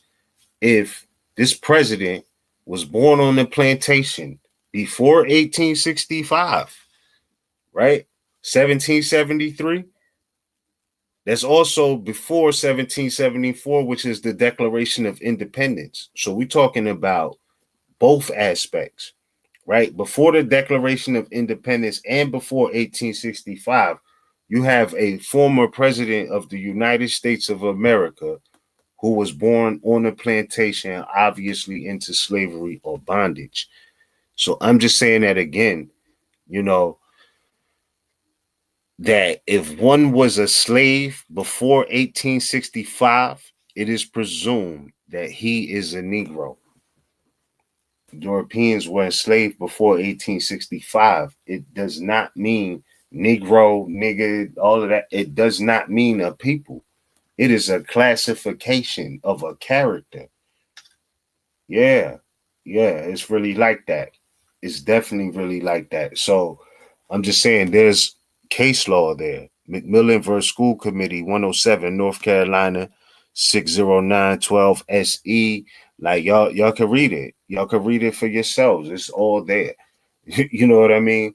And so I give honor and thanks again to Noble Drew Ali and every Moor since then who has tried to and has effectively communicated the message that we are not lawfully or legally Negro, black, colored people. Like we're not that. We have a nationality just like every other nation of the earth. We happen to be indigenous here, Aboriginal here in North America, South America, the adjoining islands, and really all over the earth if we're going to really get into it.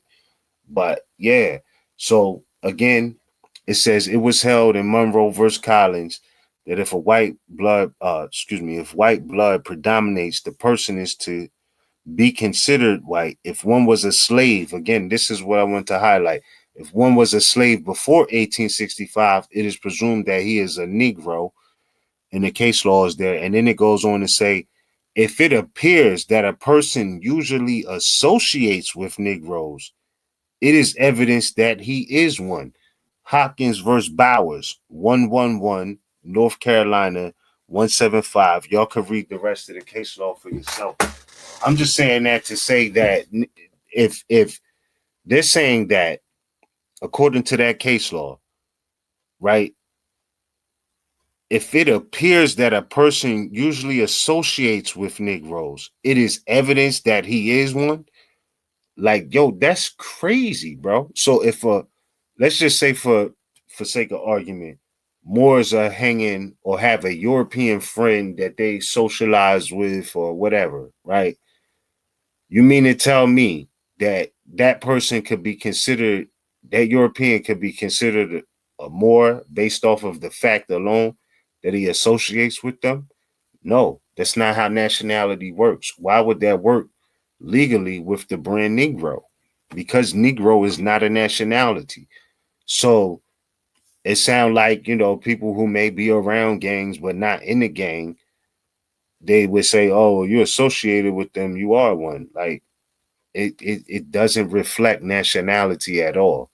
From a lawful perspective, from a legal perspective, from an etymological perspective, it doesn't add up to being the identity of a people. The word Negro, that is, and might I add, again, Negro and black mean the same thing. So you're saying the same thing either way. Same thing applies. So know yourself, know your nationality, and proclaim it. More, that's what I wanted to say on this whole thing about the Negro, the Afrikaners, and the South Africans. Because they started off with a quote, Negro being a so-called black man from South Africa. But we know that that's not true. They would be acknowledged as Zulus before that. You know what I mean? They would be acknowledged as Moabites who inhabited the northwestern and southwestern shores of Africa before the word Negro. That makes no sense as far as the people we talking about. So more, yeah, I that was my piece on that. That's my piece on that. Like I really, I mean, anything to add on, but I that just blew my mind. The fact that it says if a person usually associates with Negroes, that's evidence that he is one. He could be pale or she could be pale as day, but if they associate with what they consider to be Negroes, they are one. Negro is not a nationality. That's my take from it. It is a brand that's gang, not nationality labels. It's just not. That's how I see it more. What's your thoughts?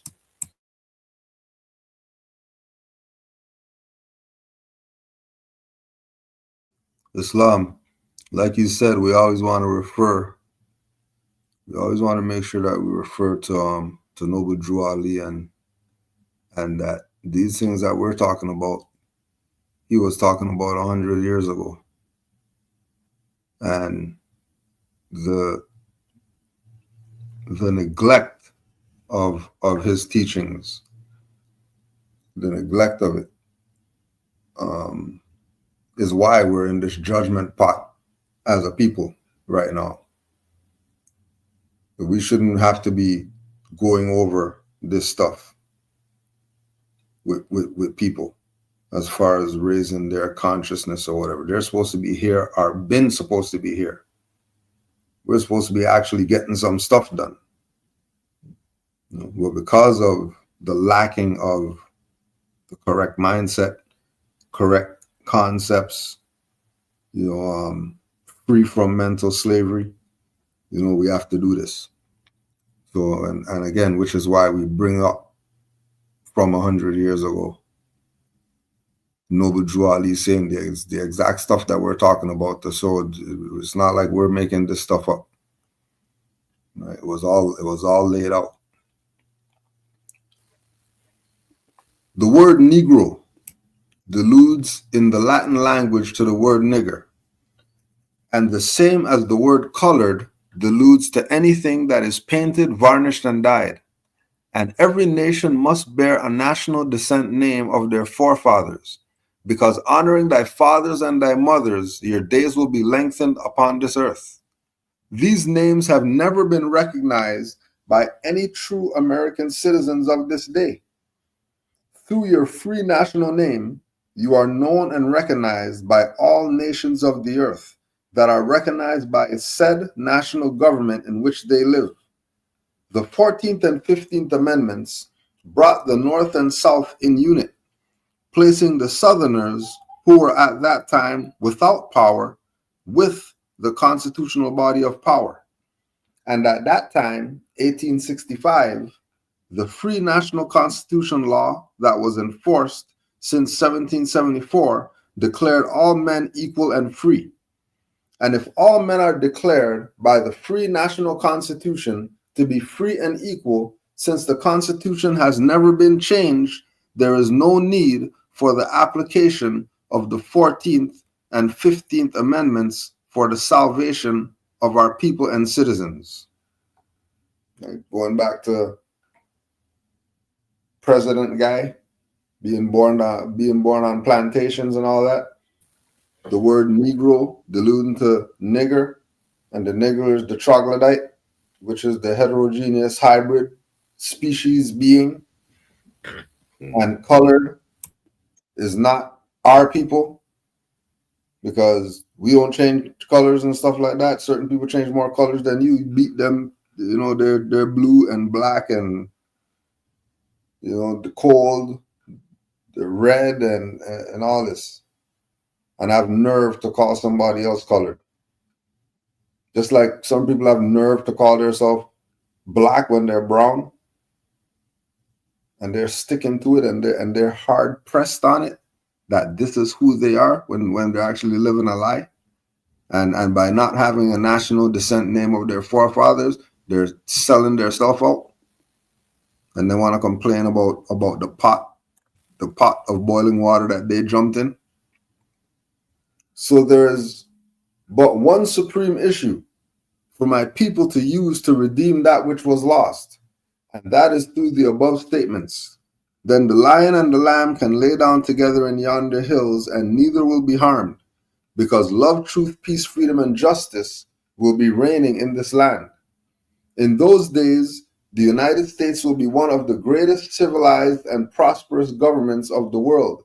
But if the above principles are not carried out by the citizens and my people in this government, the worst is yet to come, because the great God of the universe is not pleased with the works that are being performed in North America by my people. The great God of the universe is not and has not been pleased with the works that are being performed in North America by Noble Drew Ali's people. Same people who look like him. And this great sin must be removed from the land to save it from enormous earthquakes, diseases, etc. And that's all we've been getting since the 1930s, earthquakes, diseases, etc., because we went against the great God of the universe, playing fictional status games, thinking that we're credible, thinking, well, yeah, we got an award, we know ourselves, we won something, and then it's in the name of some name that's not your own. And I, the prophet, do herein believe that this administration of the government, being more wisely prepared by more genius citizens that believe in their free national constitution and laws, through the help of such classes of citizens, I, the prophet, truly believe that my people will find the true and divine way of their forefathers and learn to stop serving carnal customs and merely ideas of man that have never done them any good but have always harmed them. The serving carnal customs and mere ideas have never, remember this is 1920s, Noble Drew Ali's telling people this.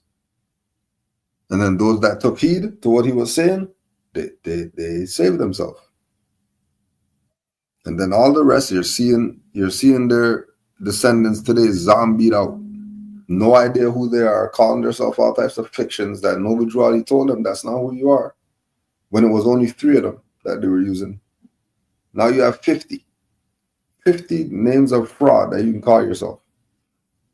And then we didn't even bring in the alphabet, whoever's, and they got all those letters that they could use to call you something. And still not hearing what the Moors are saying. But it's all right, you know. So I, the prophet, and I'm hereby calling aloud with a divine plea to all true American citizens to help me to remove this great sin, these Negro whoever's, and right, do whatever they got to do, solve the Negro problem, because that's really the problem. And then you pick which Negro you're going to be talking about. Pick one. That's the problem. Those are the Negroes. And remember, it's a spectrum.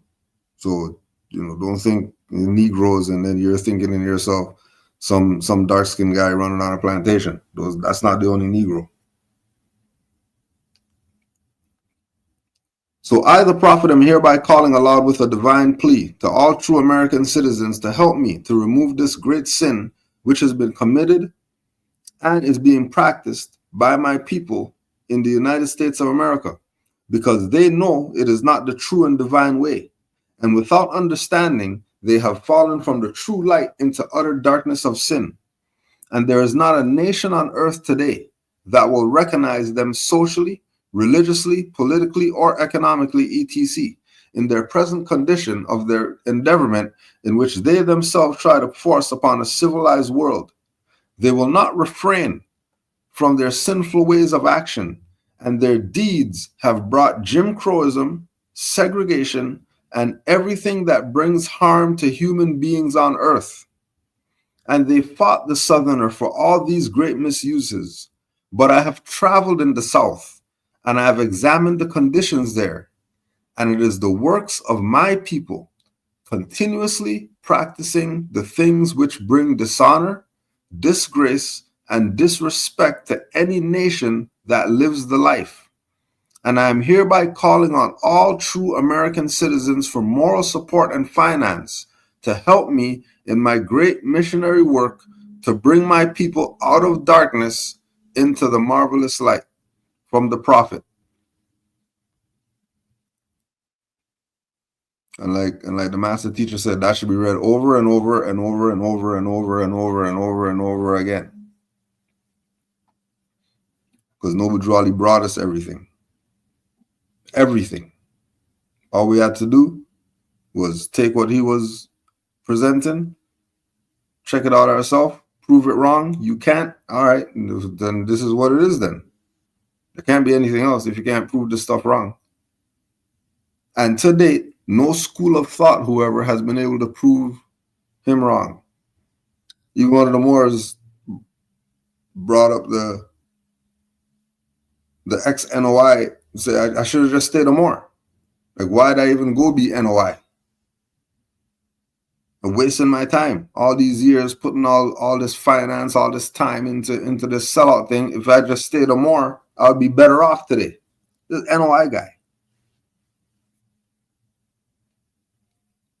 Because the sinful ways, the claiming unconstitutional names, claiming whatever it is that has no legitimacy in law or anything else. Those names have brought Jim Crowism that our people complain about. Segregation, racism, discrimination, improper this, uneven that. Everything that they're bringing up is them that's causing this. And the more they stay in that dead stuff, the more earthquakes, diseases, etc. So don't just expect earthquakes and diseases only for your incompetence. Right? All these mental issues we have and spiritual issues we have and emotional issues we have and traumatic whatever and all that is because of the same stuff. Claiming names, principles that dilute to slavery, that you hex yourself. Not honoring your forefather, foremother, or you hex yourself. Oh, eating the wrong food, or you hex yourself. Or thinking wrong, you hex yourself. Everything that you do against nature, you're playing yourself. And only you is going to save yourself. Just remember. Only you is going to get yourself out of that dead status. Drew Ali showed you how. Proclaim your nationality. We're not Negro, black, colored, or anything else. Islam more.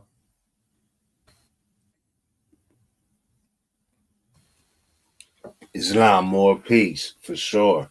And I mean, that's how the science goes, bro. Like it even says it in the Circle 7, you know. If man is looking for a savior, he must look within. His name is self. If you're looking for your devil, you must look within. Name is self. So yeah, like you say, man, it's it's it's almost impossible to try to like hold somebody's hand and save them from everything they're going through. It comes a point where we have to take self responsibility, but I do know and believe that that starts with a knowledge of self. If you don't know yourself, how you gonna take self responsibility? So yeah, I see it like that more. But it still blows me, man, that these terms, like you said, we shouldn't have to be saying this, but obviously it still needs to be said, man, because Negro, black, colored, all of that, and you said, like you said, 50 more since that era of time. Um, but legally it meant something. So he wasn't just speaking from a feel goodism place. Like it was a message of law and legality that went with the statement he was saying. Because nationality is lawful, it's legal, it's all of these things, it's international lawfully recognized. And so, yeah, more like I trust we do get to a point, but I understand and I understand that whether everybody knows or not, if we ourselves as individuals know, then we start to make up the numbers. But yeah, there's more. I salute you all that you all been known for years, and it wasn't just because Prophet Noble Drew Ali said so. Did the research as well, and seeing that what he was saying is actually right and exact. You didn't take it at face value. You know what I mean? Like you had to show and prove to yourself to really come to the inner standing. So for all the studious Moors out there, I acknowledge you all. Um, I know that that's really the only way. Like, there's no shortcut in studying. There's no shortcut in knowing, right? Like, you have to study, and sometimes when you're really on that path, things that start coming to you didn't even expect to find out, but you wanted to know, so you did expect to find out. It's just interesting like that. So, yeah, more. That's really where I'm at with it as far as what's going on, and you know how this applies to us as things are unfolding on the grand stage and so-called South Africa, you know what I mean? North, so-called North Africa, even here in North America, the adjoining islands. It's like people are trying to stake claims and make exiles. So it's a lot of that going on. And I just would say this, pardon me, I don't have the footage ready. But again, as it's in the title, as we were speaking on immigration, I do know that we went to Ellis Island and there spoke about how people have been coming to North America for tens of thousands of years. And I don't want to omit to remind everybody, please keep in mind, when the conquest intent was in effect and the Europeans was coming over here, Columbus was coming over here in 1492, that when you do the math on 1492, like that is not 1,000 years ago. It's not. Like the Europeans really haven't been here for 1,000 years. But as they tell a history at Ellis Island, people from all over the world have been coming here for tens of thousands of years. And again, it's in the 101s. How old is the Moorish flag? Over 10,000 years old. So I'm just saying that to say that, look, as a people, we have standing on this planet. We have standing in our ancestral estate. It's a fact. North, South, Central America, this is our homeland. We're born here. I know there's some weird stuff going on with the administration and all of that, but we're bound to the continent by heritage, and don't ever be ashamed of that. You know, I don't care. They try to erase us out of history by calling us American Indians when it's clearly Columbus thought he was in India, or we were the same people, which is why he called us Indians, right? All of those are brand names too. So don't get it twisted like we getting back to some ancient indigenous stuff. So we're getting into this American Indian thing when, all of that is modern slave brands too. All of them. American Indian, all of that, you know. So yeah, more we don't gotta stretch it, but I think we we contributed a lot. Yeah, made the point. Tonight, you know? Made the point. Yeah. Islam. For sure. Yeah. So yeah, I just peace to everybody. Anything you want to say before we swing out? Oh, yeah. One of the things, this is separate topic. Phoenix. Oh yeah. How was one thing about Phoenix that is certain things have their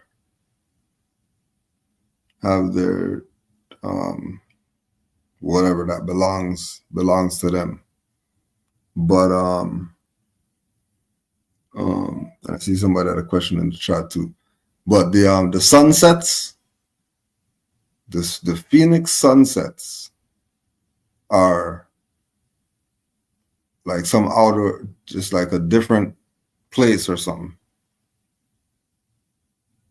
Like there's something different. It's just like I was talking with Brother Tariq with the Colorado skies because of the above sea level, how blue the skies are at Colorado, a person anywhere else. Nowhere else I've been that I've seen sky blue like that.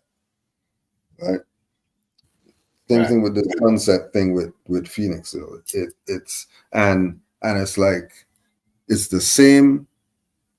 I would say okay, for the 3 days. For the 3 days,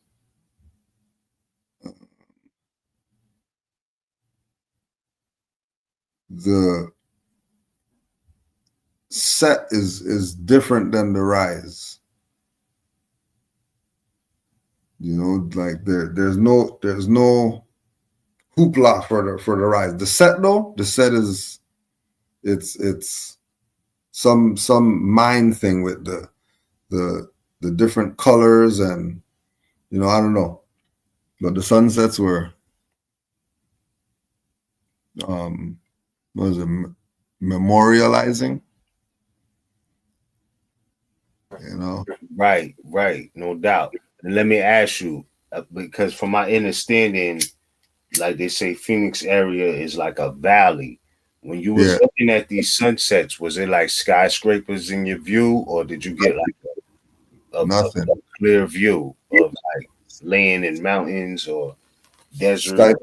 Nothing. Skyscrapers, nothing. That's one of the best things about certain places there, in the travel, that there's no big tall structures and all that. You're seeing around you. You know what I mean? It's and you could see how it's part of the mind, the boxing in, the keeping people, keeping their peripheral always seeing something, like it's your whole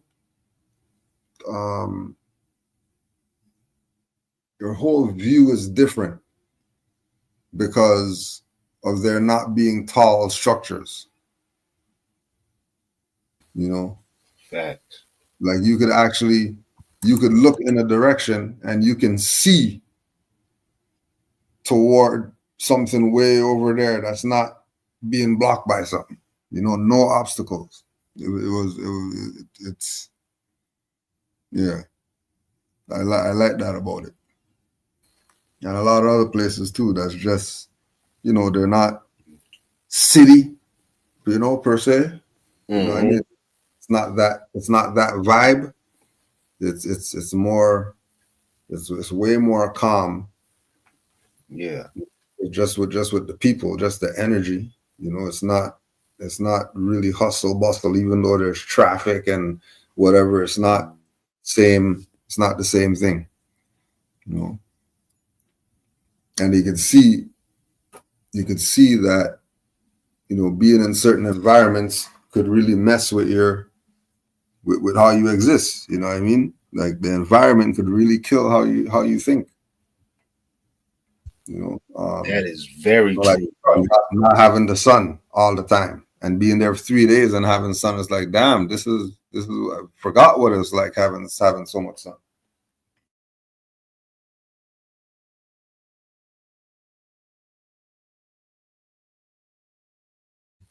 Major facts, bro.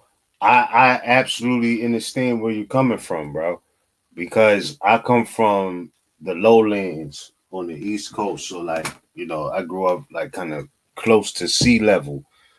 But the first time I went to the mountains in the Catskills, like it blew my mind, bro. Like it blew my mind because I was on a mountain and as far as I could look out, I seen nothing but mountains. And these were like gargantuan structures. And you know, I'm used to seeing the skyline, but it's man-made. You know what I mean? And when I was in those mountains, bro, it it made me realize at that point, like I kid you not, this is the honest to God truth.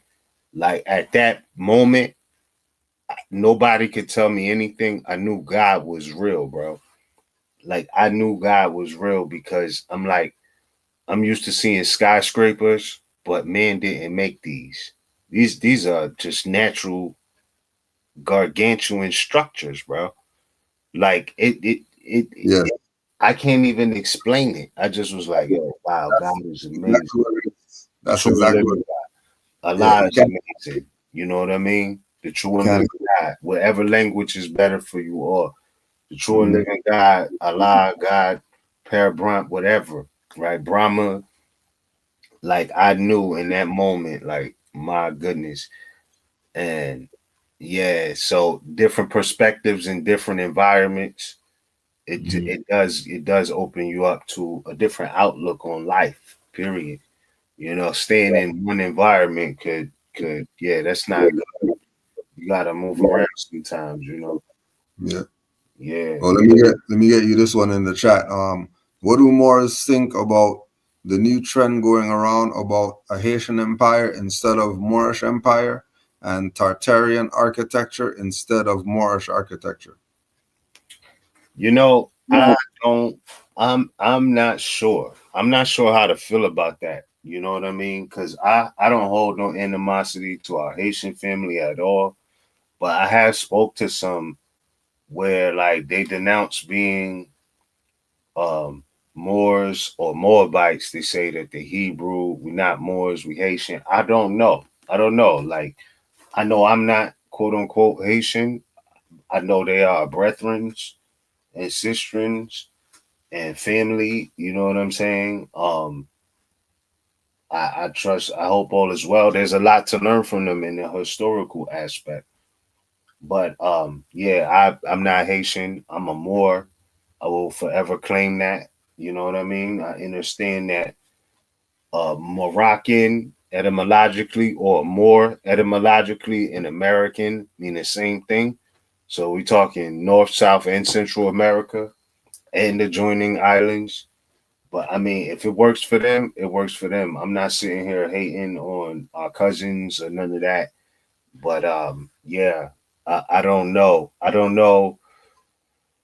I know Moorish history, specifically identified as Moorish history, has an impact all over the globe. And what I mean by that is like civil civilized evidence, like concrete evidence. I'm not saying they don't have that. There's some spirituality there that I do not engage. Is I'm not knocking it, but I know for a fact we all are Allah's children, and I do think we're of one nation, but I won't identify myself as a Haitian, because I'm not. You know what I mean? I am a Moor. So shout out to all my brothers and sisters who proclaim Haiti. Um, but I do think we're the same. I know we're the same people, but I don't know that I'm Haitian. I do know that I'm a Moor. I do know that we're American. That's how I feel about it. So yeah, I've been in the Library of Congress. I've been in the Library of Congress and I felt the vibe of the architecture there. And I know by all international standards, that's called Moorish architecture. And not just there at the Library of Congress, but you know what I mean? They don't call that Negro architecture. They don't call that Black architecture. They don't call that Haitian architecture. They don't call it African architecture. They don't call it American Indian architecture. They call it's literally Moorish architecture. Anything with the arch. So, you know, I'm sticking to the universal principles. You know what I mean? And I love all our people all over the planet. Whatever you representing or you're claiming, I get it, but understand that it's an umbrella. It's a bigger picture. You know? So yeah. And for all those Haitians who are saying, you know, they're not Moors or whatever like that, just remember the painting of Toussaint Louverture with the fez on. That part. Just keep in mind that. And then keep in mind that fez is what's on your flag above the coconut tree. All of that. To tell you Haitians that you're Moors too. Because it's even on your flag that the fez is there. And everybody knows the fez is Moors. That's Moor. So everybody knows Tartarians are Moors. Those are dark-skinned people. It's known. We're talking about dark-skinned people if we're talking about ancient people. That's just what it is. Oh, well, if they're dark-skinned, then they're Moors. Because Moors any dark-skinned person. Right. They call themselves whatever they want. They're Moors. I don't care what they call themselves. If they're dark-skinned, they're Moors. Straight like that. It's that easy. It's that simple. Why? It's advanced for people. I don't know. Right? Like how is Haitian going to be an empire when how is that an empire? You ever hear Haitian having some jurisdiction other than Haiti?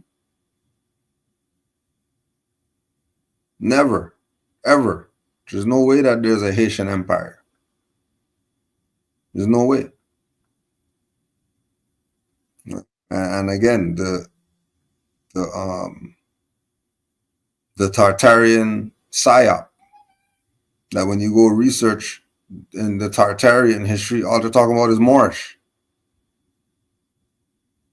Why are they mentioning Tartarian and Moorish in the same, unless they're not the same?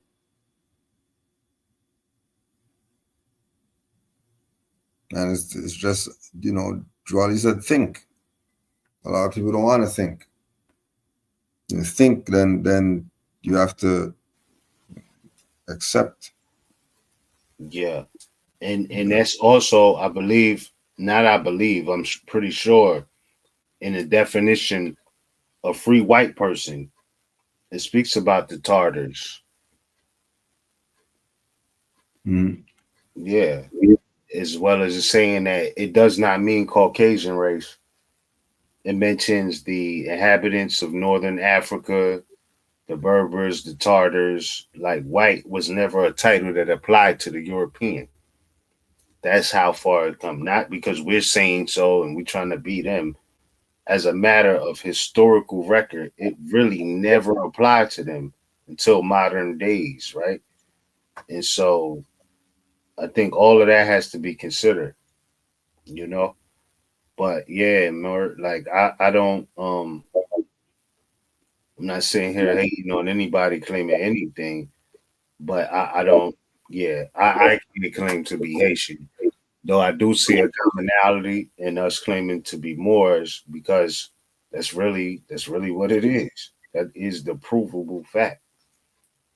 And you just pulled up the picture of Toussaint Louverture with the fez on. Like, what more can you say? What more can I say on that? That speaks for itself. Right. Yeah. Yeah. Yes, indeed.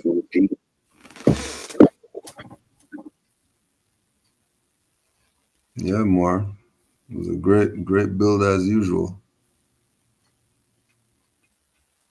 Yeah, I don't know.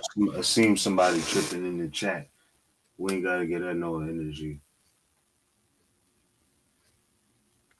You know, it's the blame game. The blame game, whoever's.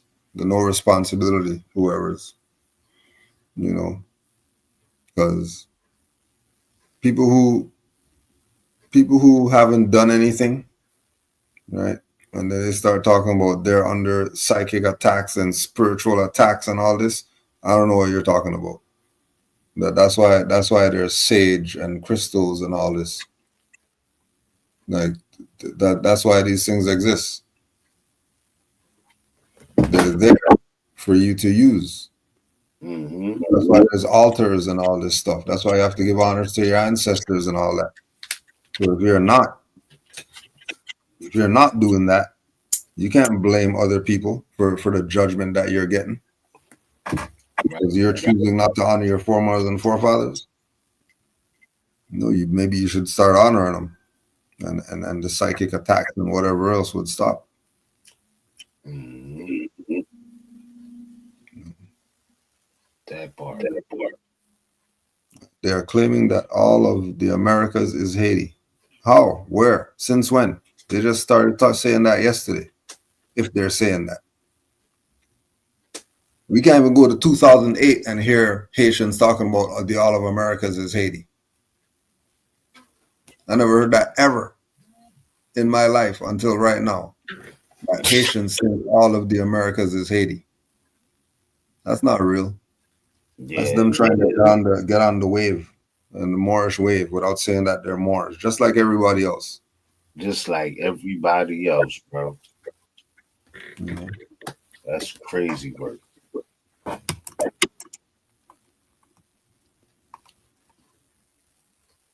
Just like you got people claiming it's American Indian. I think one point is correct that, yeah, this is our home, but to be like, all of this is Haiti, nah. I can't say that. I don't have any proof to back that up. You know, but I do know that we all have an Aboriginal indigenous connection to this land. And that is, I honor that. You know what I mean? Yeah, Mm-hmm. I definitely honor that. But outside of that, like, you know, I'm not, because I mean, you think about it, I trust maybe relationships have been better, but like, from my understanding, like, they don't even get along on that island in a sense, in certain senses, you know. And again, I don't know, I can't speak for it, but like Dominican and Haiti, like they're on the same island, basically, you know, it's the same land. They can't even agree that they the same people. What you mean? We all that, like that? I don't know. I don't know. Some do, but some don't. I think this spell of not knowing our nationality is running rampant through all the language, bro. Yeah. Yeah. The Moor Empire fell because it welcomed all religions, and they lost influence to the Christian and Arabized Islam. No, that's the Moor Empire is here, alive and well, still. The Moor Empire is not anywhere. The Moor Empire is in the hands of the Asiatics of America, who they fell. Empire's there, just like temples there. And these people really can't destroy the temple like that. It's always going to be there. No matter what they do with it, it's going to be there. Same thing with the empire. No matter what they claim, it's there. The people just have to claim it. But the people can't claim it in a dead status, and they can't claim it under some other name other than Moorish Empire. They could try, they can attempt. They're only fooling themselves. Remember, if there's a Moor, if there's all these Moors on here that you say, what's your nationality? And they say, oh, I'm a Moor, I'm Moorish American. Well, then there's a Moor Empire. Can't say there's no empire. and say that it fell like that. I get the, you know, the angle that you're going at, but that's the narrative that's been told by the victors who are the colonists. You know, and then we fell to slavery, and then we're a slave, and then that's where the history stops. We just end up being slaves. Now we're slaves forever. No. I'm not going with that narrative. No way. I don't even know what a damn plantation is. There's presidents born on plantations. I'm the last one. You put slavery on. And keep in mind, anybody born a slave before 1865 was considered a Negro. We didn't make this up. We just shared the reference with y'all in this session. Rewind. Like, you know, it's in the John Bouvier's Concise Encyclopedia of Law. There's a case law to go with that for your research, you know. But yeah, so if a president was born on a plantation 1773, that is pre-1865, we got questions. Who's the real Negro? If anybody born a slave, because I'm thinking of it like at that time, if that's the plantation and he was born at that specific plantation, was he not enslaved? You know what I mean? Like you gotta ask that, especially running from Great Britain. Like that's yeah. So, you know, these words get tricky. Negroes, blacks, coloreds, presidents, plantations, like, you know what I mean? It's something to really look at. Yeah. I don't take it lightly. I'm looking at it like, you know, from knowing it a little bit about history, you know, it seems to me that that president that was born on that plantation before the Declaration of Independence was born a slave. And from what I do know, I'm confident in that because nothing else makes sense. Couldn't have been born free on the plantation. I don't see that. I don't see that.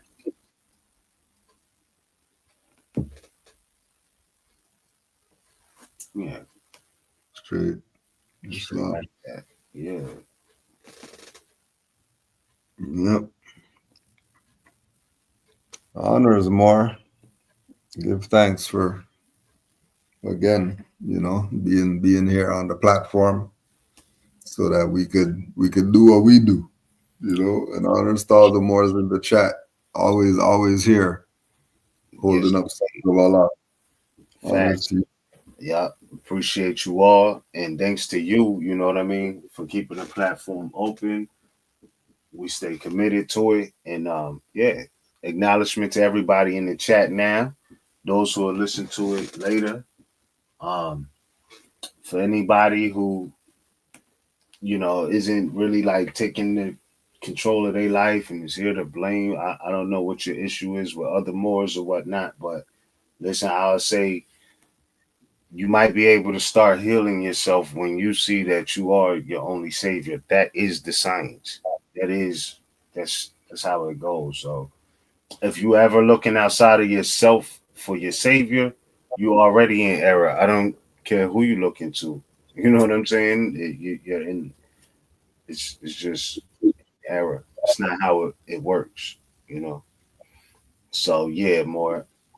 That's what I have to say on that. And acknowledgement to all the Moors teaching and making sure that there's portions of the history that are not forgotten as we move forward.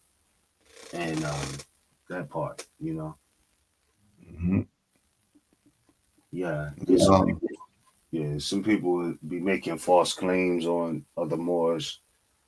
I'm not here for it. You know what I'm saying? Some people, I'm gonna leave that alone because I could tell that we called it out before, but I see it. But you know what? I don't even want to end there, man. Like I just wish everybody healing. Yeah, that's it. You know what I mean? Like that's really it. Honors to all the Moors. Honors to Noble Drew Ali. Prophet Noble Drew Ali. Supreme honors to you, Ms. Likewise, bro. Likewise, for sure. And we'll be More back definitely to do it again. You know what I mean? next month, third Thursday. Every third Thursday. And don't forget, get your little pennies together. We got Love, Truth, Peace, Freedom, Justice tour in Mecca. Yeah. Right. 20th.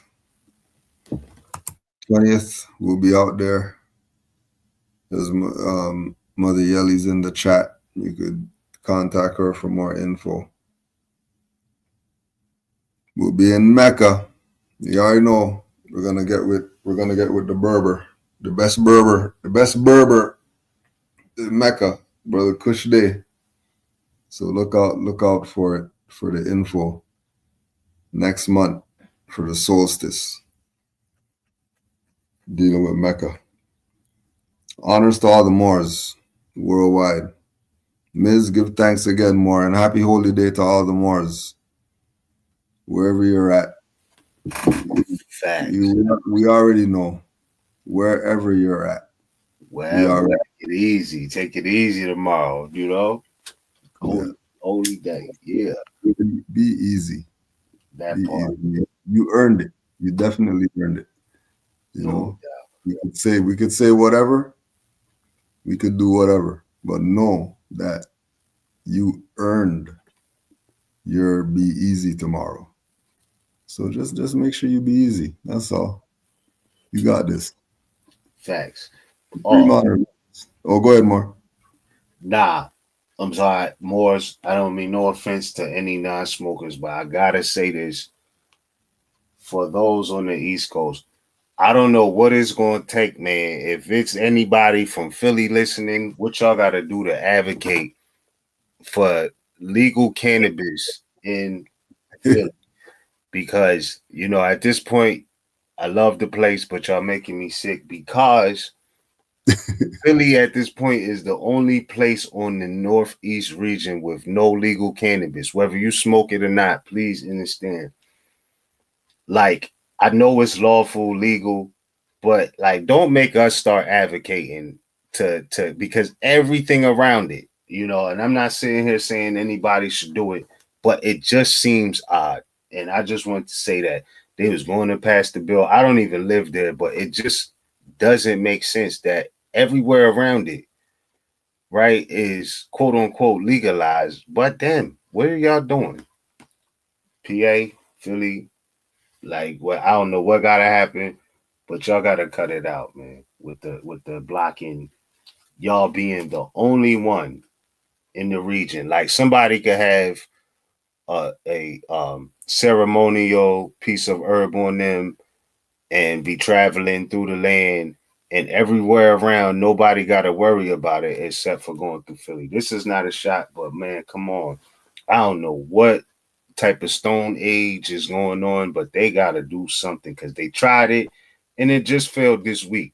I don't know. I don't want to be the only one advocating for that place, but it just seems weird. They're the only place that don't got it legalized, bro. That's just wild to me. So I know that was not a part of the conversation, but I wanted to put that out there because it doesn't make sense why they're the only one in the Northeast region that won't do it. I don't get it. I just don't.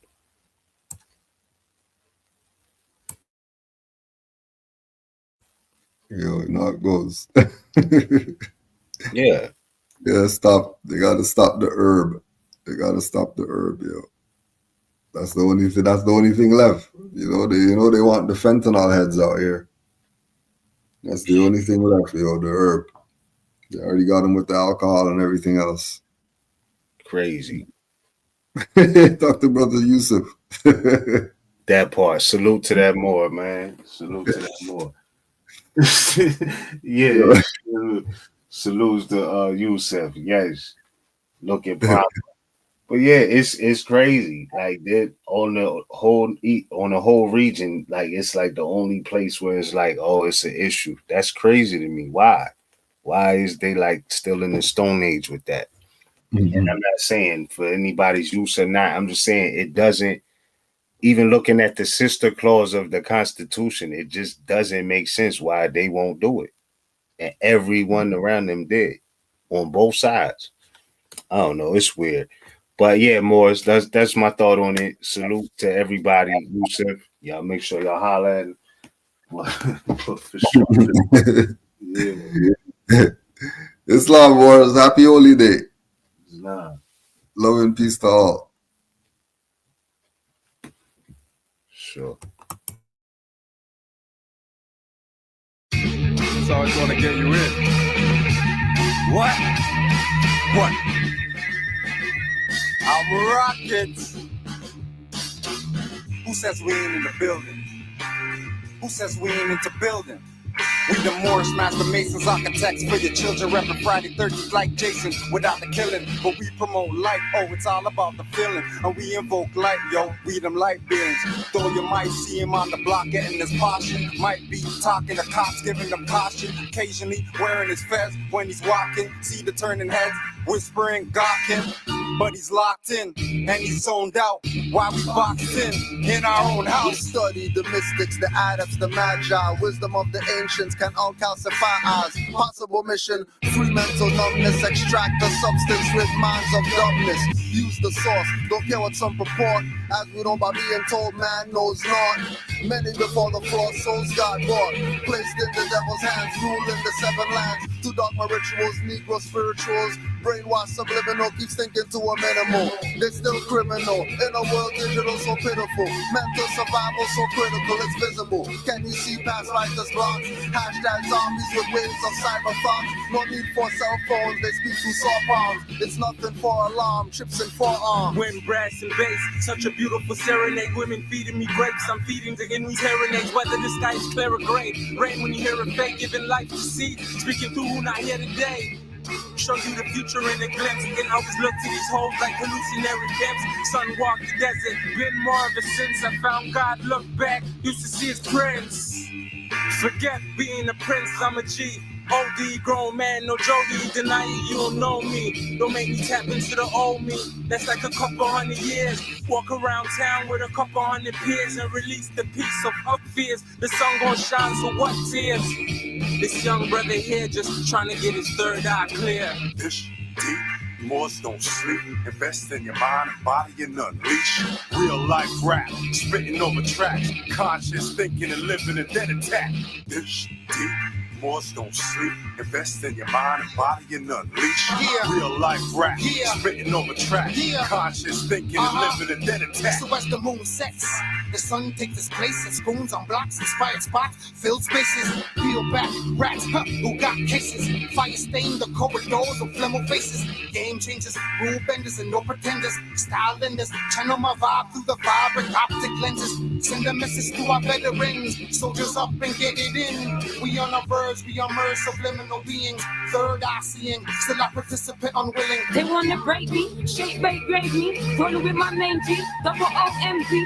SON is crazy. For a minute that you think you could take me for a fool, like a native to his land, being schooled by a foreign dude. You've mistaken me. Spiders on the roof, in the dark rooms. I've been saying you've mistaken me. You better move or I mark it. Power pin is my tongue, your existence to target. Revealing all lies and deceit on the market. Genocide carried out in pockets. I knock it down, bulldozer. David to Goliath, it's an exposure. Some big cats ruling and it's getting closer to your downfall. Round up all your soldiers. Little homie, I was seeking a fortune, tired of misfortune. I just wanted a portion, everything that I never had, though I needed my portion. Blowing like porcelain, haters battling as porcelain. Getting broke, tired of being broke. How we acquire hope is a DJ skill as a dope, just to keep us afloat. Mind as deep as the boat, brain is a lethal weapon. We want it to elope. When I speak, I provoke. Walk in the room with my aura feeling like heavy smoke. Feel like when the levee broke under my Louis Vuitton, the semi-poke. Cause dirty cops will kill your boy, you ain't a joke. The cost of living, higher profits in private prison. These little girls are selling bodies just to pay tuition. These little niggas selling niggas just for bail condition. It's like the slavery never ended, prison in the mission. I wanna free the world, but I'm one man. A couple ones like me and me one plan. I wanna free the world, but I'm one man. A couple ones like me and one plan.